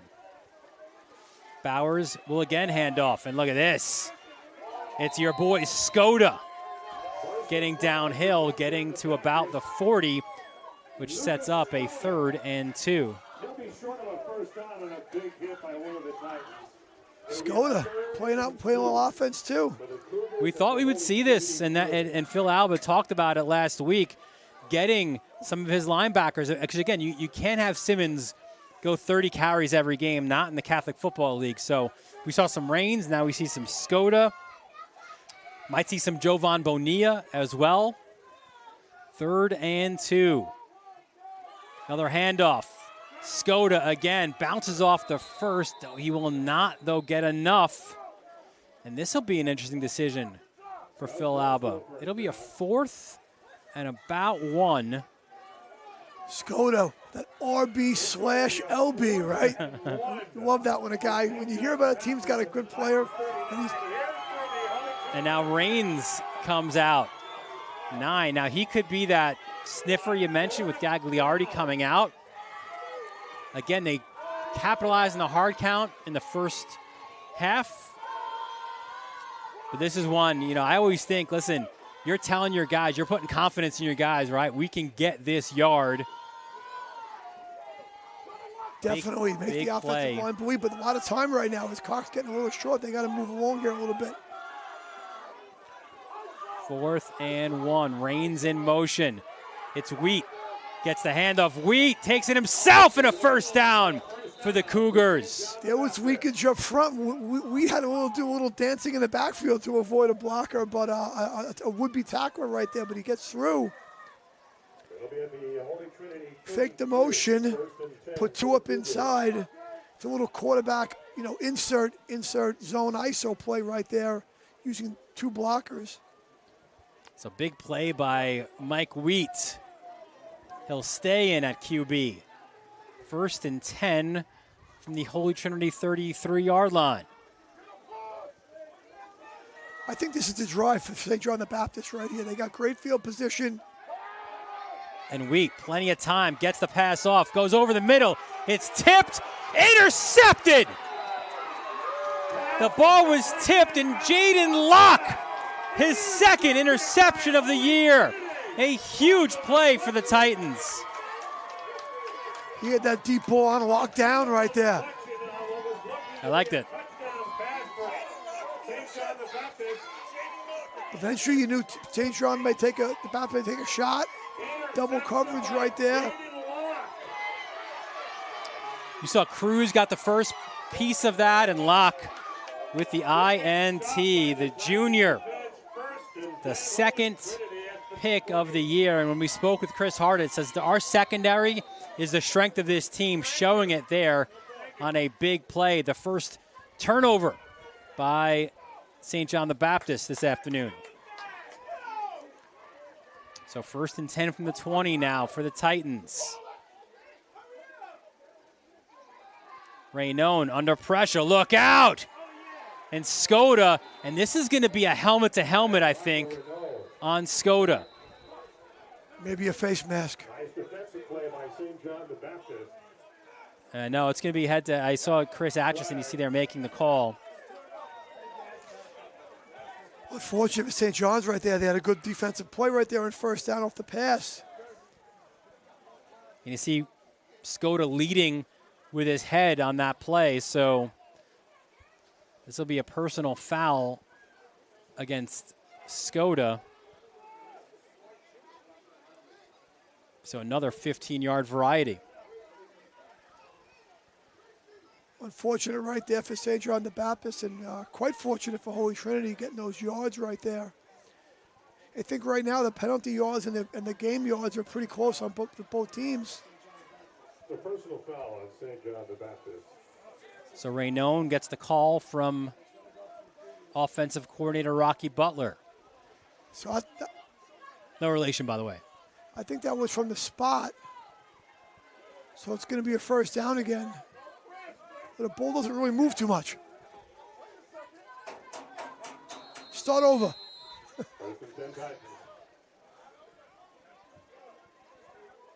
See if Holy Trinity goes back to that run game, that read run game they were in before. Or the Reader run game.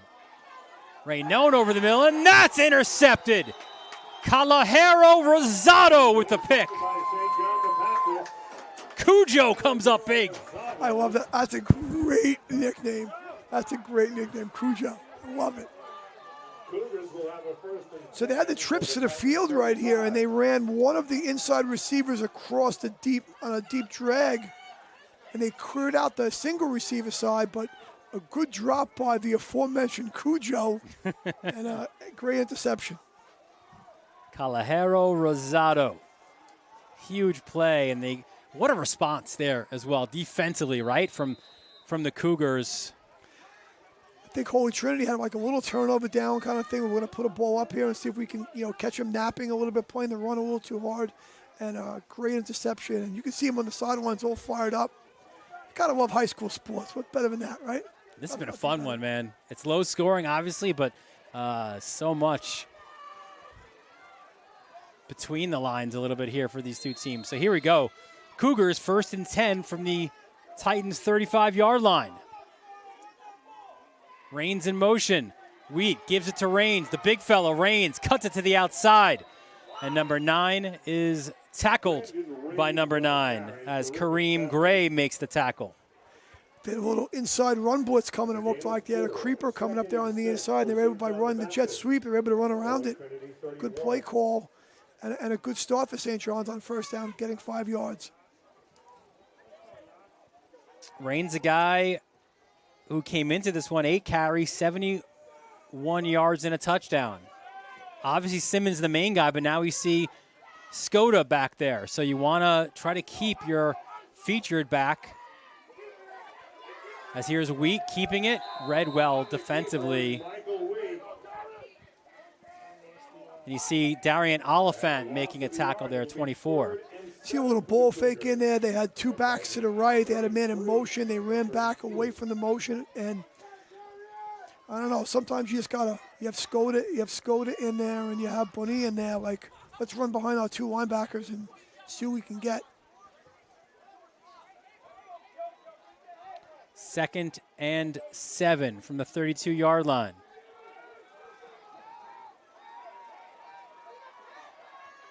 Wheat threw a pick at the end zone to end the Cougars' last drive. Dylan, I think that's actually wrong. I think it's 3rd down. And Lisbon, a huge play. Whatever down it was, they moved the chains. Doesn't matter. As long as it's not 5th. Yeah. And first big play we've seen from their big play guy, DJ Lisbon. Little play action there. I don't think that was really an RPO, and he runs a slant right there, a deeper slant right there, and they hook it up. Second completion of the game for St. John's. And Lisbon's been that guy. Suffered a tough injury last week against Farrell. Good to see him back in as well. Here's Wheat. Calling us a number, pushes forward, and gets about 3 on that first down run. And it looks like Reader with the tackle. Gain of a couple. Officially, they'll call it 2, so it'll be a 2nd and 8 from the 18-yard line. I want to say first time they've been in the red zone, right? Definitely the first time in the red zone, and it looks like you have Collado coming out. Skoda was coming out for a second. I think he's going back in now. One of them's coming back in, and one of them came out. Not sure which one now. So maybe a little package change, a little. Well, yeah, there's Bowers, right, getting the call. What a time here. Yeah, a lot of time is right. You see the counting by the official up the field. They're going to have to probably burn a timeout here. And they will. Inside the final minute here. You know, Dylan, in the first half, if you use a timeout like that in the first half and you have 2 left over, it's not bad. In the second half, you try to avoid, if you can, using any of them. See number 10 there, right behind Jack Gagliardi, number 44. That's Mikey Kanza. Let's get to know Mikey Kanza a little bit. Favorite mom's cooking? Listen, some Sunday sauce right now sounds pretty good, right? Make it Saturday afternoon. This year's Halloween costume, we're going a little Slim Shady. I like it. His least favorite Long Island road is Montauk Highway when he's running late to school in the AM. Listen, Mikey, it's a short ride for you, buddy. It's West Islip. Come on, it's local. No, good stuff from Mikey Kanza. We appreciate that. A guy coming back from a high ankle sprain, but he is that grinder, the work ethic, gym rat. And he's following in the footsteps of Jason Ziva. We mentioned before, part of that Cortland trio of Ziva, Alvarez, and Maloney up at Cortland now, playing their football. You mentioned Cortland, Dylan, and Cortland's having a pretty good season, and they have a very distinct Long Island flavor. Final St. John, there's a running back there from a West Hampton Beach product, and they have several Long Island players playing a big role up there as they're dominating their conference. Is Cortica back at Yankee Stadium? I'm not sure. No, it's a homeschool thing for a couple years now. 2nd and 8. There's Simmons back in. Look at the push that he's getting as well. Good job there by Andrew Simmons, who crosses the 15. Cortica, of course, Dylan referencing the famous Cortland Ithaca football game, upstate New York, one of the best Division III games of the year in the United States, and generally attended by massive crowds. They moved 2 of the games in the last 5 years, one at MetLife, and they played one at Yankee Stadium last year, but I think now they're at home schools for a couple of years, and they'll be back somewhere sometime soon. Let's see if we get the final playoff here of the third quarter. Not sure they need it. Fast-moving quarter with a lot of run game and not a lot of passing. So 3 quarters in the book. St. John the Baptist looking for their first points in 3 games. Let's see if they get it here when we return. You're watching this New York Catholic High School Football League Showdown presented by Catholic Health on the Varsity Media Sports Network. This is Solomon Thomas with the New York Jets, and you're watching Varsity Media.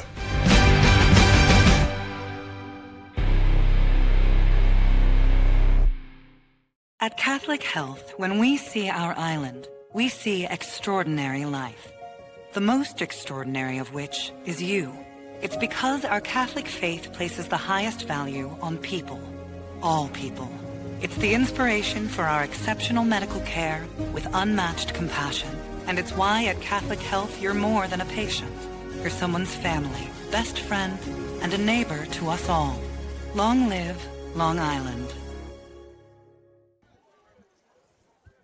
We welcome you back out to Hicksville. Holy Trinity High School, fourth quarter about to begin, and the Cougars looking to punch the football in and take the lead.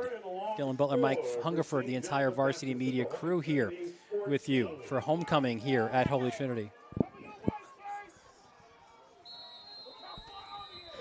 I think you got 2 downs to get 4 yards here. Well, you kick a field goal, you have a very good kicker, right? And you can get a first down. Low snap. Bowers lowers the shoulder. And again, even that is a positive for the Cougars, considering, again, the low snap. So it looks like they're set here to kick a field goal. One thing about, even though there was no gain, the ball got moved a little bit more towards the middle of the field. So it's more of a dead-on kick here. So Myberg on to attempt the field goal. He's a scholarship field goal kicker bound for LIU. This is a 30-yard attempt from the senior from Roslyn. This an attempt to tie the game at 3. Wheat, the holder.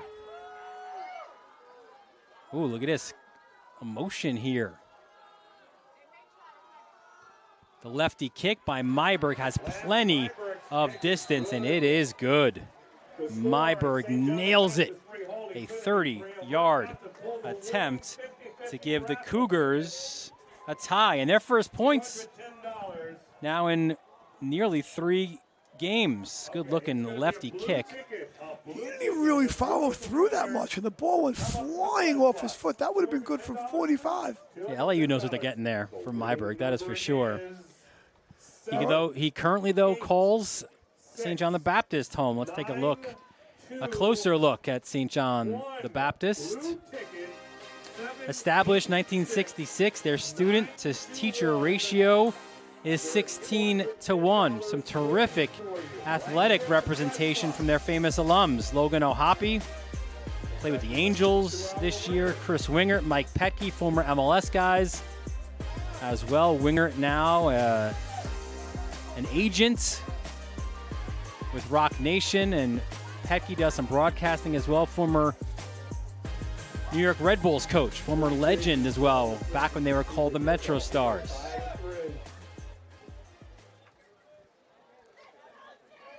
So you go from a Dijon 23-yarder to Myberg's 30-yard field goal, which has tied this game at 3 early portions of the fourth quarter. This is a returnable kick, and it is Cruz to do so. Cruz cuts it upfield. Look at Chase Cruz! Open field! Chase Cruz! There's no flags. Touchdown, Holy Trinity! 95 yards to the house for Chase Cruz. Wow. Big play. Changes the entire complexion of things.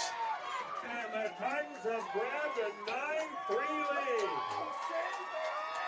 Who needs offense when you have Cruz? And there you see him. Listen, and he didn't have to do a lot here, right? One step through the one tackle right there, and after that it was smooth sailing. Definitely a breakdown if you're St. John the Baptist when you kick off coverage, but Cruz steps through the one would-be tackler, and he's off to the races. Waiting for that explosiveness, right? There it comes on not on offense, but on kickoff return. Chase Cruz provides it right after Myberg tied the score. That PAT, though, is blocked. But what a moment there for Chase Cruz, and we're going to call it here. It is our Speed Island Speedy play of the game. What a moment there. We'll bring you back just seconds ago to this one here from Chase Cruz. Cruise control right here. There he gets past the one. There's the dive attempt that he gets, it runs through, and he's off to the races. Definitely a great return by Cruz, and St. John's guy didn't exactly have that completely laned up like they were supposed to, and tremendous return. That is your Speed Island Speedy play of the game, located in Garden City. Improve your speed today with Onyx Salva and the crew at Speed Island. So this a game of momentum, and what a moment that was. 9-3 the lead now. And listen, how often in football do we see that extra point come back and loom large? Sure, I mean, whenever there's points on the board to be had, you don't get them, and it changes the number game and everything. And now everybody's looking at that chart they have in the press box, right? What do we do next? What's going to happen? You know, interesting to see what happens. You have Simmons and King deep for the Cougars. Jace DeJean kicking off. DeJean a bouncer. It will be fielded and fumbled at the 20, still loose, and Simmons recovers. And that's why you do those low line drive bouncers, right? Yeah, it was dangerous for a while. If you're a St. John's coach, probably have to, holding your breath right there. You have to get that ball fielded. It's a live ball. Big drive here for St. John the Baptist. Listen, they feel probably pretty good. And maybe that breath that you'd maybe take, you think, right, off of that, the points that you get in the field goal, but they need to punch the ball into the end zone as there's an injured Titan on the field. Special teams is such a big part of the game. It's really, in total game time, special teams plays are only a few minutes of the game. You know, of a 48-minute game, it's really only a few minutes of the game. But there's such critical moments. You know, punt return, kickoff return, extra point, field goal, and some guys are only on those situations. Let's take a look at the upcoming schedule for Holy Trinity.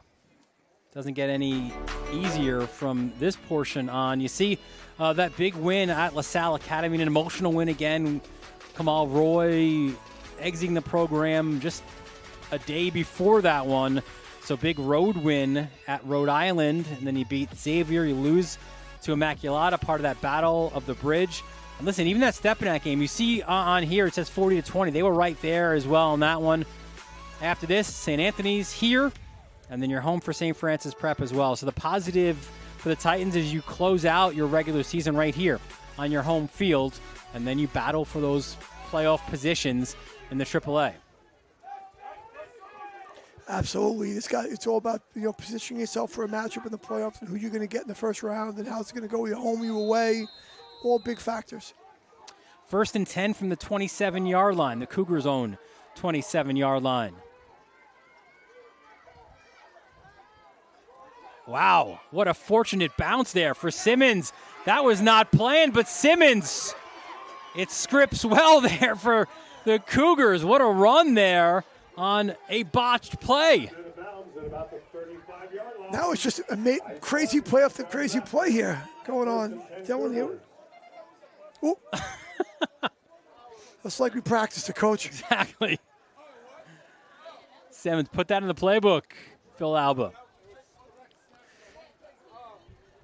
Huge run by Simmons. One play now. They're down to the 35-yard line of Holy Trinity in one play.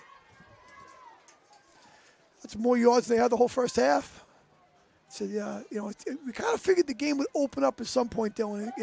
Rain is a little lightened right now, it looks like a little bit. But it would open up at some point in the game. We'll get a little more wide open, and here we seem to have it a little bit right now. 1st and 10 from the 35-yard line.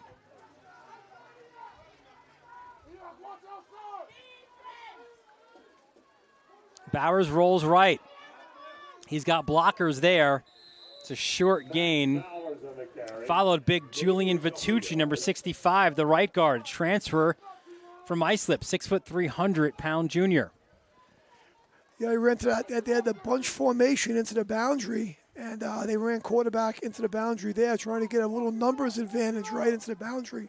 But the only problem with running into the boundary there, you might have a numerical advantage, but you have less real estate to run into. So not much of a gain there for Bowers. It was a gain of 1. It's 9:55 in running here, Dylan, in the fourth quarter, and so I don't know how much longer this drive is going to consume. But you have to figure if you're St. John the Baptist, you're probably going to get the ball one more time, maybe 2 more times, depending on the time of the game. So you have to make some progress here, one of these drives. Here's Rains around the outside, and Rains, good pursuit by the Titans. Great tackling there by Holy Trinity. Brandon Rains on the carry for St. John the Baptist.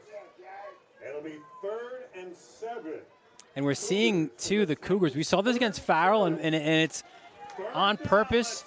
The Cougars taking their time, letting the time wind down. But then you've got to capitalize, right? You've got to move the football there as well. And we saw a few times the back judge counting down.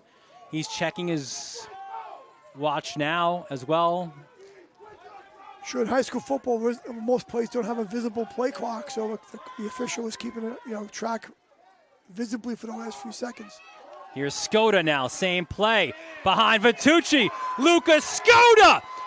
Touchdown, St. John the Baptist, 32 yards to the house.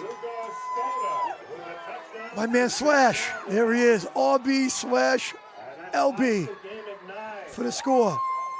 Watch Vitucci as well, 65. Good pull, two linemen out in front. Get out of the way. Little GT right there into the boundary. Lance Marburg to attempt the point after. And this is where the extra point's looming large right now, right?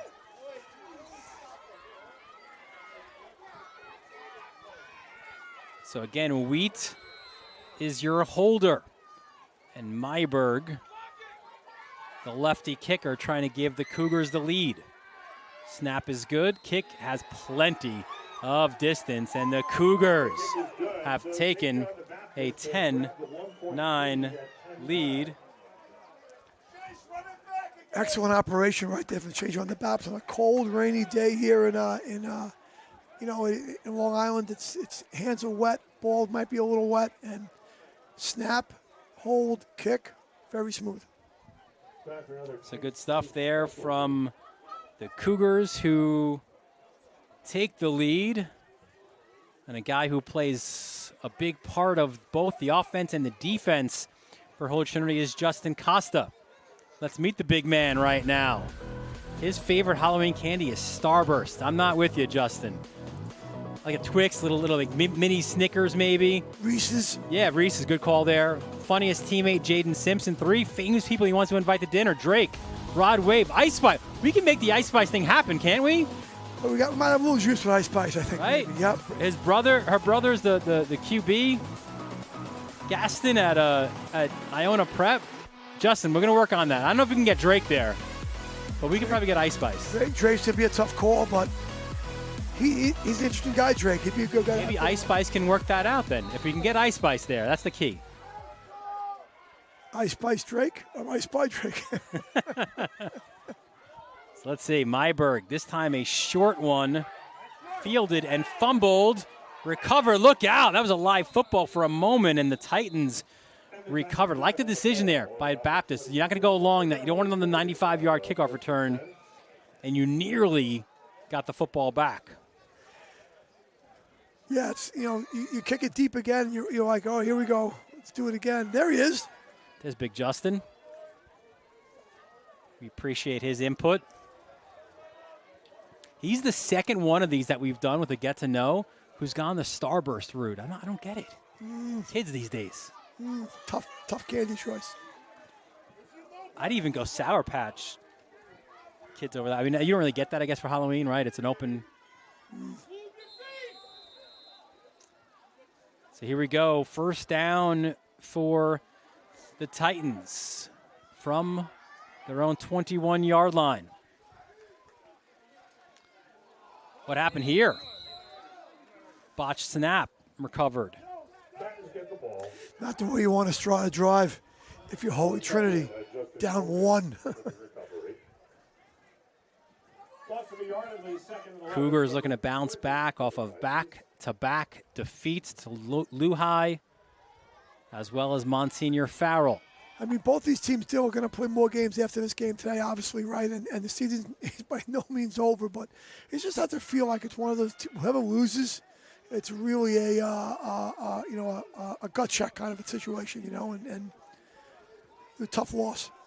2nd and 11 off that botched snap. Here comes Reeder, trying to kick it to the outside, but again, that D-line stepping up big.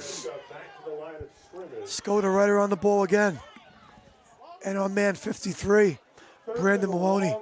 I like Maloney. He's a good-looking 10th grader right there. Plays with a high motor.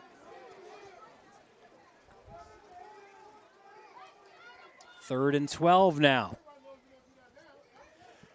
Now the game gets flipped a little bit, Dylan, right? It's 7-13 and running right now. If you're Holy Trinity, how many more times are you going to get the ball? Maybe you're only going to get it one more time after this. So if you give it back to him, how much do you want to gamble? Are you going to throw a deep ball? What are you going to do here?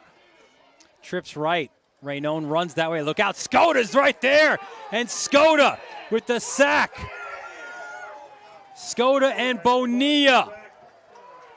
That was a sprint out right there, and they had the back. Reeder was going to seal the edge, looked like, and Skoda came off the edge, and that's not a good match. It's a tough matchup. He got a little outside of it quick, and Skoda's one of those players on the blitz. He needs a lineman blocking him, or at least a bigger tight end or an H or a sniffer than a running back. And now Jace DeJean's got a punt from the front of his own end zone. Gets it off, barely. And this one will be returned from the 44-yard line. Sideline to sideline. And a flag is thrown as well, as Rivera had the run. There's a flag down. That looks like one of those blindside type hits or blocks on the flag. Let's see what Chris Atchison has here. He's been a little busy today, Chris and the crew. Good, very good crew. We've seen them several times this year at St. Anthony's a few times. And you were right. It was a block in the back. We'll see if we can get it here at the end of this. Here he comes. Yeah, it's that. There was a time in the game not too long ago, and that was okay, and that was just part of the game, and you let guys do that. But with the prevalence of added injury in the game, and it's really not neat. If you think about it, I think over your head coach and you saw it happen so much, it's really not needed. There's no gain there, and even if that wasn't a rule right now, he's pretty far from the ball. That could have been a personal foul, just a late hit anyway, just because you're not near the unnecessary roughness. You're not near the play. So the Cougars, 6:06 left. You see on the bottom of your screen, Holy Trinity with 3 timeouts remaining. St. John the Baptist with 2. 1st and 10 from their own 49. If you can get a 3 and out here, Holy Trinity, you probably don't have to use any timeouts, and you might get the ball on the 50-yard line if you don't give them too much yards. Decent field position. There's Simmons again running right. Following Vitucci, had a big block. Andrew Simmons to the secondary, and another huge run by the senior from Deer Park. It looks like the offensive line is just coming alive a little bit here, and Simmons is shot out of a cannon. Yep, looks like that's sweep read in that right there, but great blocking. Vitucci up front looks like getting a couple different guys on the play there. So you got some pancakes. And now, if you're the Cougars, man, you could take a lot of time now. This is a time in the game where the offensive line, if you're winning the game, they love being called on right now. Coach, we got your back. Call the run plays, Coach. We're going to get it blocked up right now.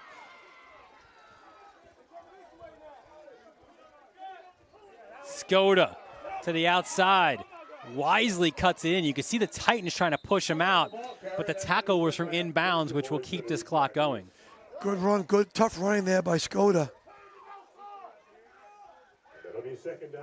A smart play, too, Mike, by Skoda as well, to make sure that he cut it back inside. You got to stay in bounds if you can. I think if St. John's is able to get a first down here, you're going to have to probably consider using at least one timeout if you're Holy Trinity. You got to save some clock.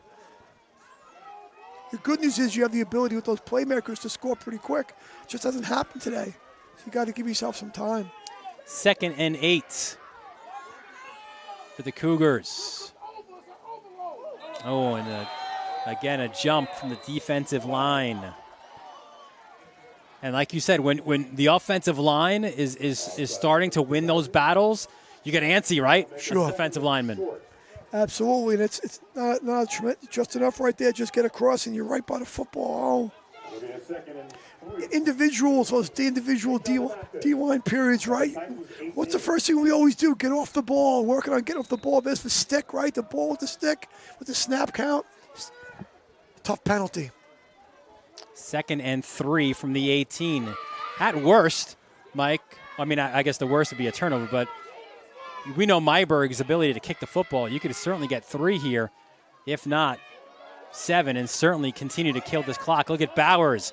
Good ball protection from Bowers. We saw a run similar to that last week against Monsignor Fowler where he fumbled the football. This time, ball protection was super important by the sophomore. Experience and failure is the greatest teacher, right? In terms of not being successful or feeling those errors and knowing you can do better and working at it all week. And all of a sudden, squeeze it up, points of pressure, don't fumble. And now they have a first down here. You really, if you're St. John the Baptist, though, you don't want a field goal. You want a touchdown because if Holy Trinity were to score a touchdown, you lose. So you really want to use the clock, and you want to maybe try to get 7 right here. If you got 7, Holy Trinity would need a touchdown and a 2-point conversion to tie, if my math is correct. And like you said earlier. Oh, Bowers fumbles. His knee was down. His knee was on the ground when he picked up the ball, Max Bowers. That's a loss. Use your timeouts! The coaches in the stands want the Titans to use one of their timeouts. This play will get the clock probably down to about 3 minutes. At that point, probably I would see Holy Trinity will use 1. 2nd down now and 15.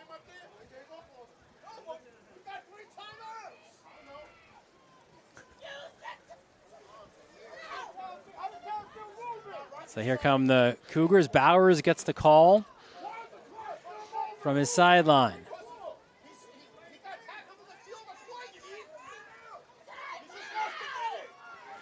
They're using the full clock right here. Yeah. Bowers flips it to Simmons. Cuts it inside, and Simmons pushes forward, and now the Titans saw the sign for a timeout. Did they call it or no? They did now call a timeout. So they're using one of their final 3 timeouts with 2:35 remaining in the 4th quarter. It's amazing how many of these games, Dylan, just come down to the final 4 minutes of play, right? The final 4 or 5 minutes and clock management and what decisions are made and what plays are made in the final few minutes of the game. We are here at Holy Trinity High School. Let's take a closer look at Holy Trinity High School. Established in 1966. Hey, put on the first high school production ever of Les Mis, one of my favorite musicals of all time. And how about those alums? Kevin Connery, of course, the Michigan lacrosse coach. I put that one in for you, by the way. Matt Doherty, former UNC and Notre Dame hoops coach. And Jenna Usrowitz as well from Glee. Wonder if she was in that performance of Les Mis as well. Tough last name. You definitely win in Scrabble with that one. But Ushkowitz, I'm told, by Chris Sweeney, our technical director. Kevin Connery, head coach of Michigan lacrosse, done a great job there in Michigan. Building up that program in a very unforgiving conference to do so, right? Big Ten. Ohio State, Hopkins in there as well. I didn't know Coach Connery was an alum. See? You learned something. Came here and I learned something today. Also learned that probably Starburst aren't the ideal Halloween candy. Justin, you do your thing, buddy. Don't let him get you down. Have as many Starbursts as you like. Second and 13, or third, excuse me. Third down and 13. Looks like some offensive movement right there. Yep, false start, which will back him up 5 more yards.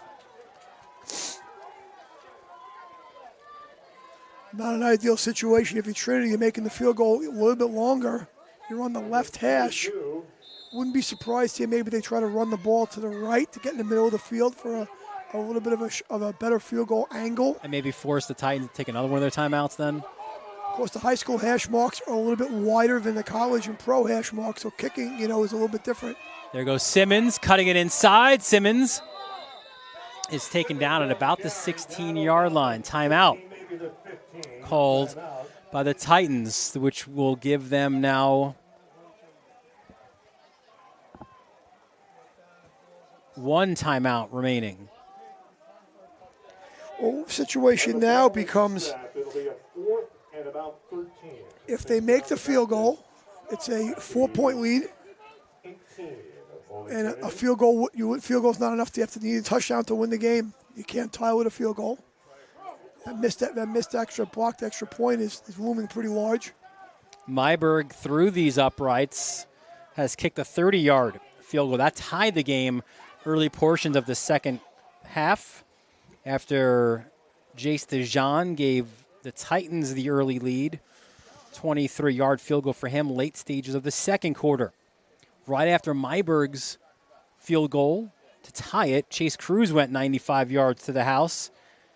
That gave the Titans a 9-3 lead with a PAT that was blocked. And then Lucas Skoda went 32 yards into the end zone. The PAT by Myberg was good. And that is right now, that PAT, the difference between these two teams. So this will be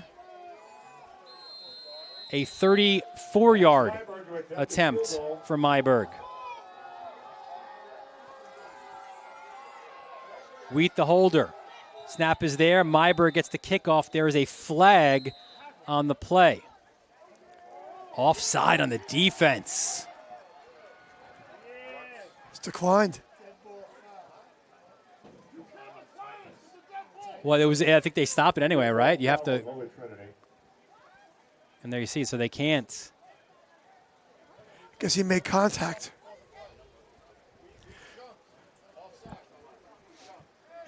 So this will push it up a little bit further now for Myberg. He's got to make it again. He does. He looks pretty good coming off his foot, I got to say. I just jinxed him now, but LIU getting a pretty good one right here, it looks like to me. They were leading Maine last we checked.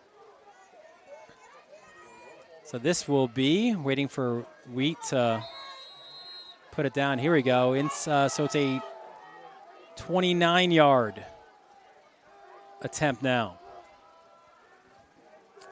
He was good from 30. Ooh, it bounces, and Wheat's got to pick it up and scramble. Michael Wheat flings it towards the end zone, and it's intercepted at the 1.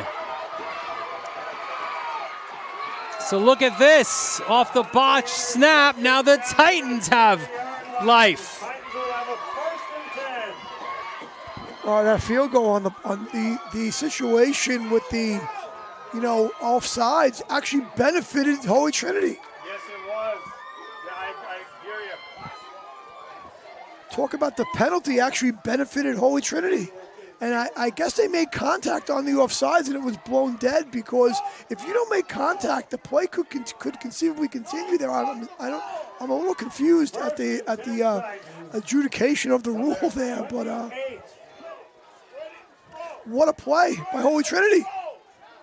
So the Titans still have one timeout remaining. You see there at the bottom of your screen, the Cougars have 2.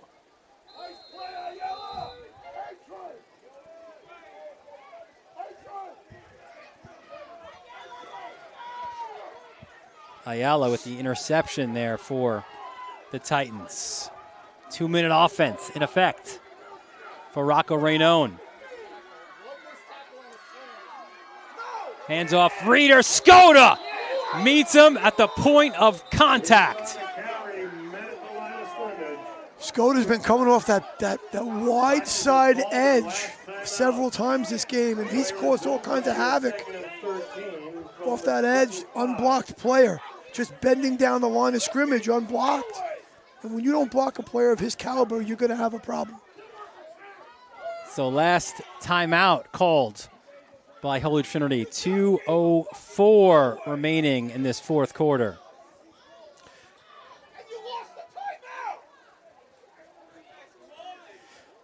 St. John the Baptist, and this one has had so many momentum changes. It's been a roller coaster second half here, Mike. It has been. There's been body blow. Here we are in Punch Out right now. And all these different plays, and it's momentum of the game. And both teams have done a good job of not succumbing to the momentum of or miscues or whatever. They've both continued to make plays. I think the rain's actually picking up again a little bit, but they both, St. John the Baptist gets a ball ran back on them in the kickoff, right? They get the ball back and they drive and they make plays, and Holy Trinity jumps off sides, and then after the bad stuff, they have an interception on the field goal attempt, and they run it back, and just both sides have players continuing trying to make plays to win the game for their team. You want to hit that QR code you saw there in the top left of your screen to follow us on our social media handles at Varsity Media on Twitter, Instagram, and Facebook. So here we go. Sorry, Dylan. Defensively, you got to line up in a situation where you can't give up the long pass, and if they try to run the ball, let the clock work to your advantage. This screen. To Reader. Terrific open field tackle. The pass is complete out beyond the 30. Tackling today has been dynamite by by St. John the Baptist. Marcus Abdulhag with the tackle. He's still got to move the chains here. 3rd and 6 from the 25. Rainone, plenty of time here. Rolls out and will just throw it out of bounds. Well, they brought a 4-man rush. They rushed 4 and they dropped 7. You don't have enough receivers when they're dropping 7. There's the previous play, and Abdulhag, the open field tackle. I'd like to have seen Reader right there. Just he's looking for blocking and looking for a way to get a big play out of it. But you just got to get to a first down or get wide and get out of bounds. So here it is, Dylan. Yeah, no timeouts left for Holy Trinity. They've got to move the chains. Now, the clock will stop if they are able to get a first down just to move those chains. Trips right for the Titans. 4th and 6. From their own 33-yard line. You can trade a first down for time right here. I mean, I know you want to get the stop if you stay on the back, but don't give up a big play because you're trying to stop a first down. Rainone in and out of the hands of the intended target. It was Chase Cruz. Cruz, the big play receiver, unable to make one there. The Cougars get the turnover on downs. Ball was thrown from one hash all the way beyond the other hash. It was definitely high on the ends of his fingertips. It would have given him the first down, but the coverage from St. John the Baptist was pretty good as well. They're feeling pretty good over there on that opposite sideline. 1:28 left. The Titans, no timeouts remaining. And Skoda Looks like he's doing cartwheels on the opposite sideline.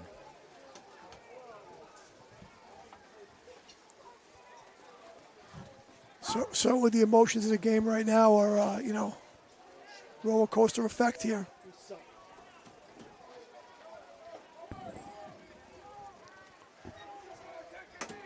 So the Cougars looks like they will take a knee, certainly again with Holy Trinity not having any timeouts remaining with a $1:28 left in this fourth quarter.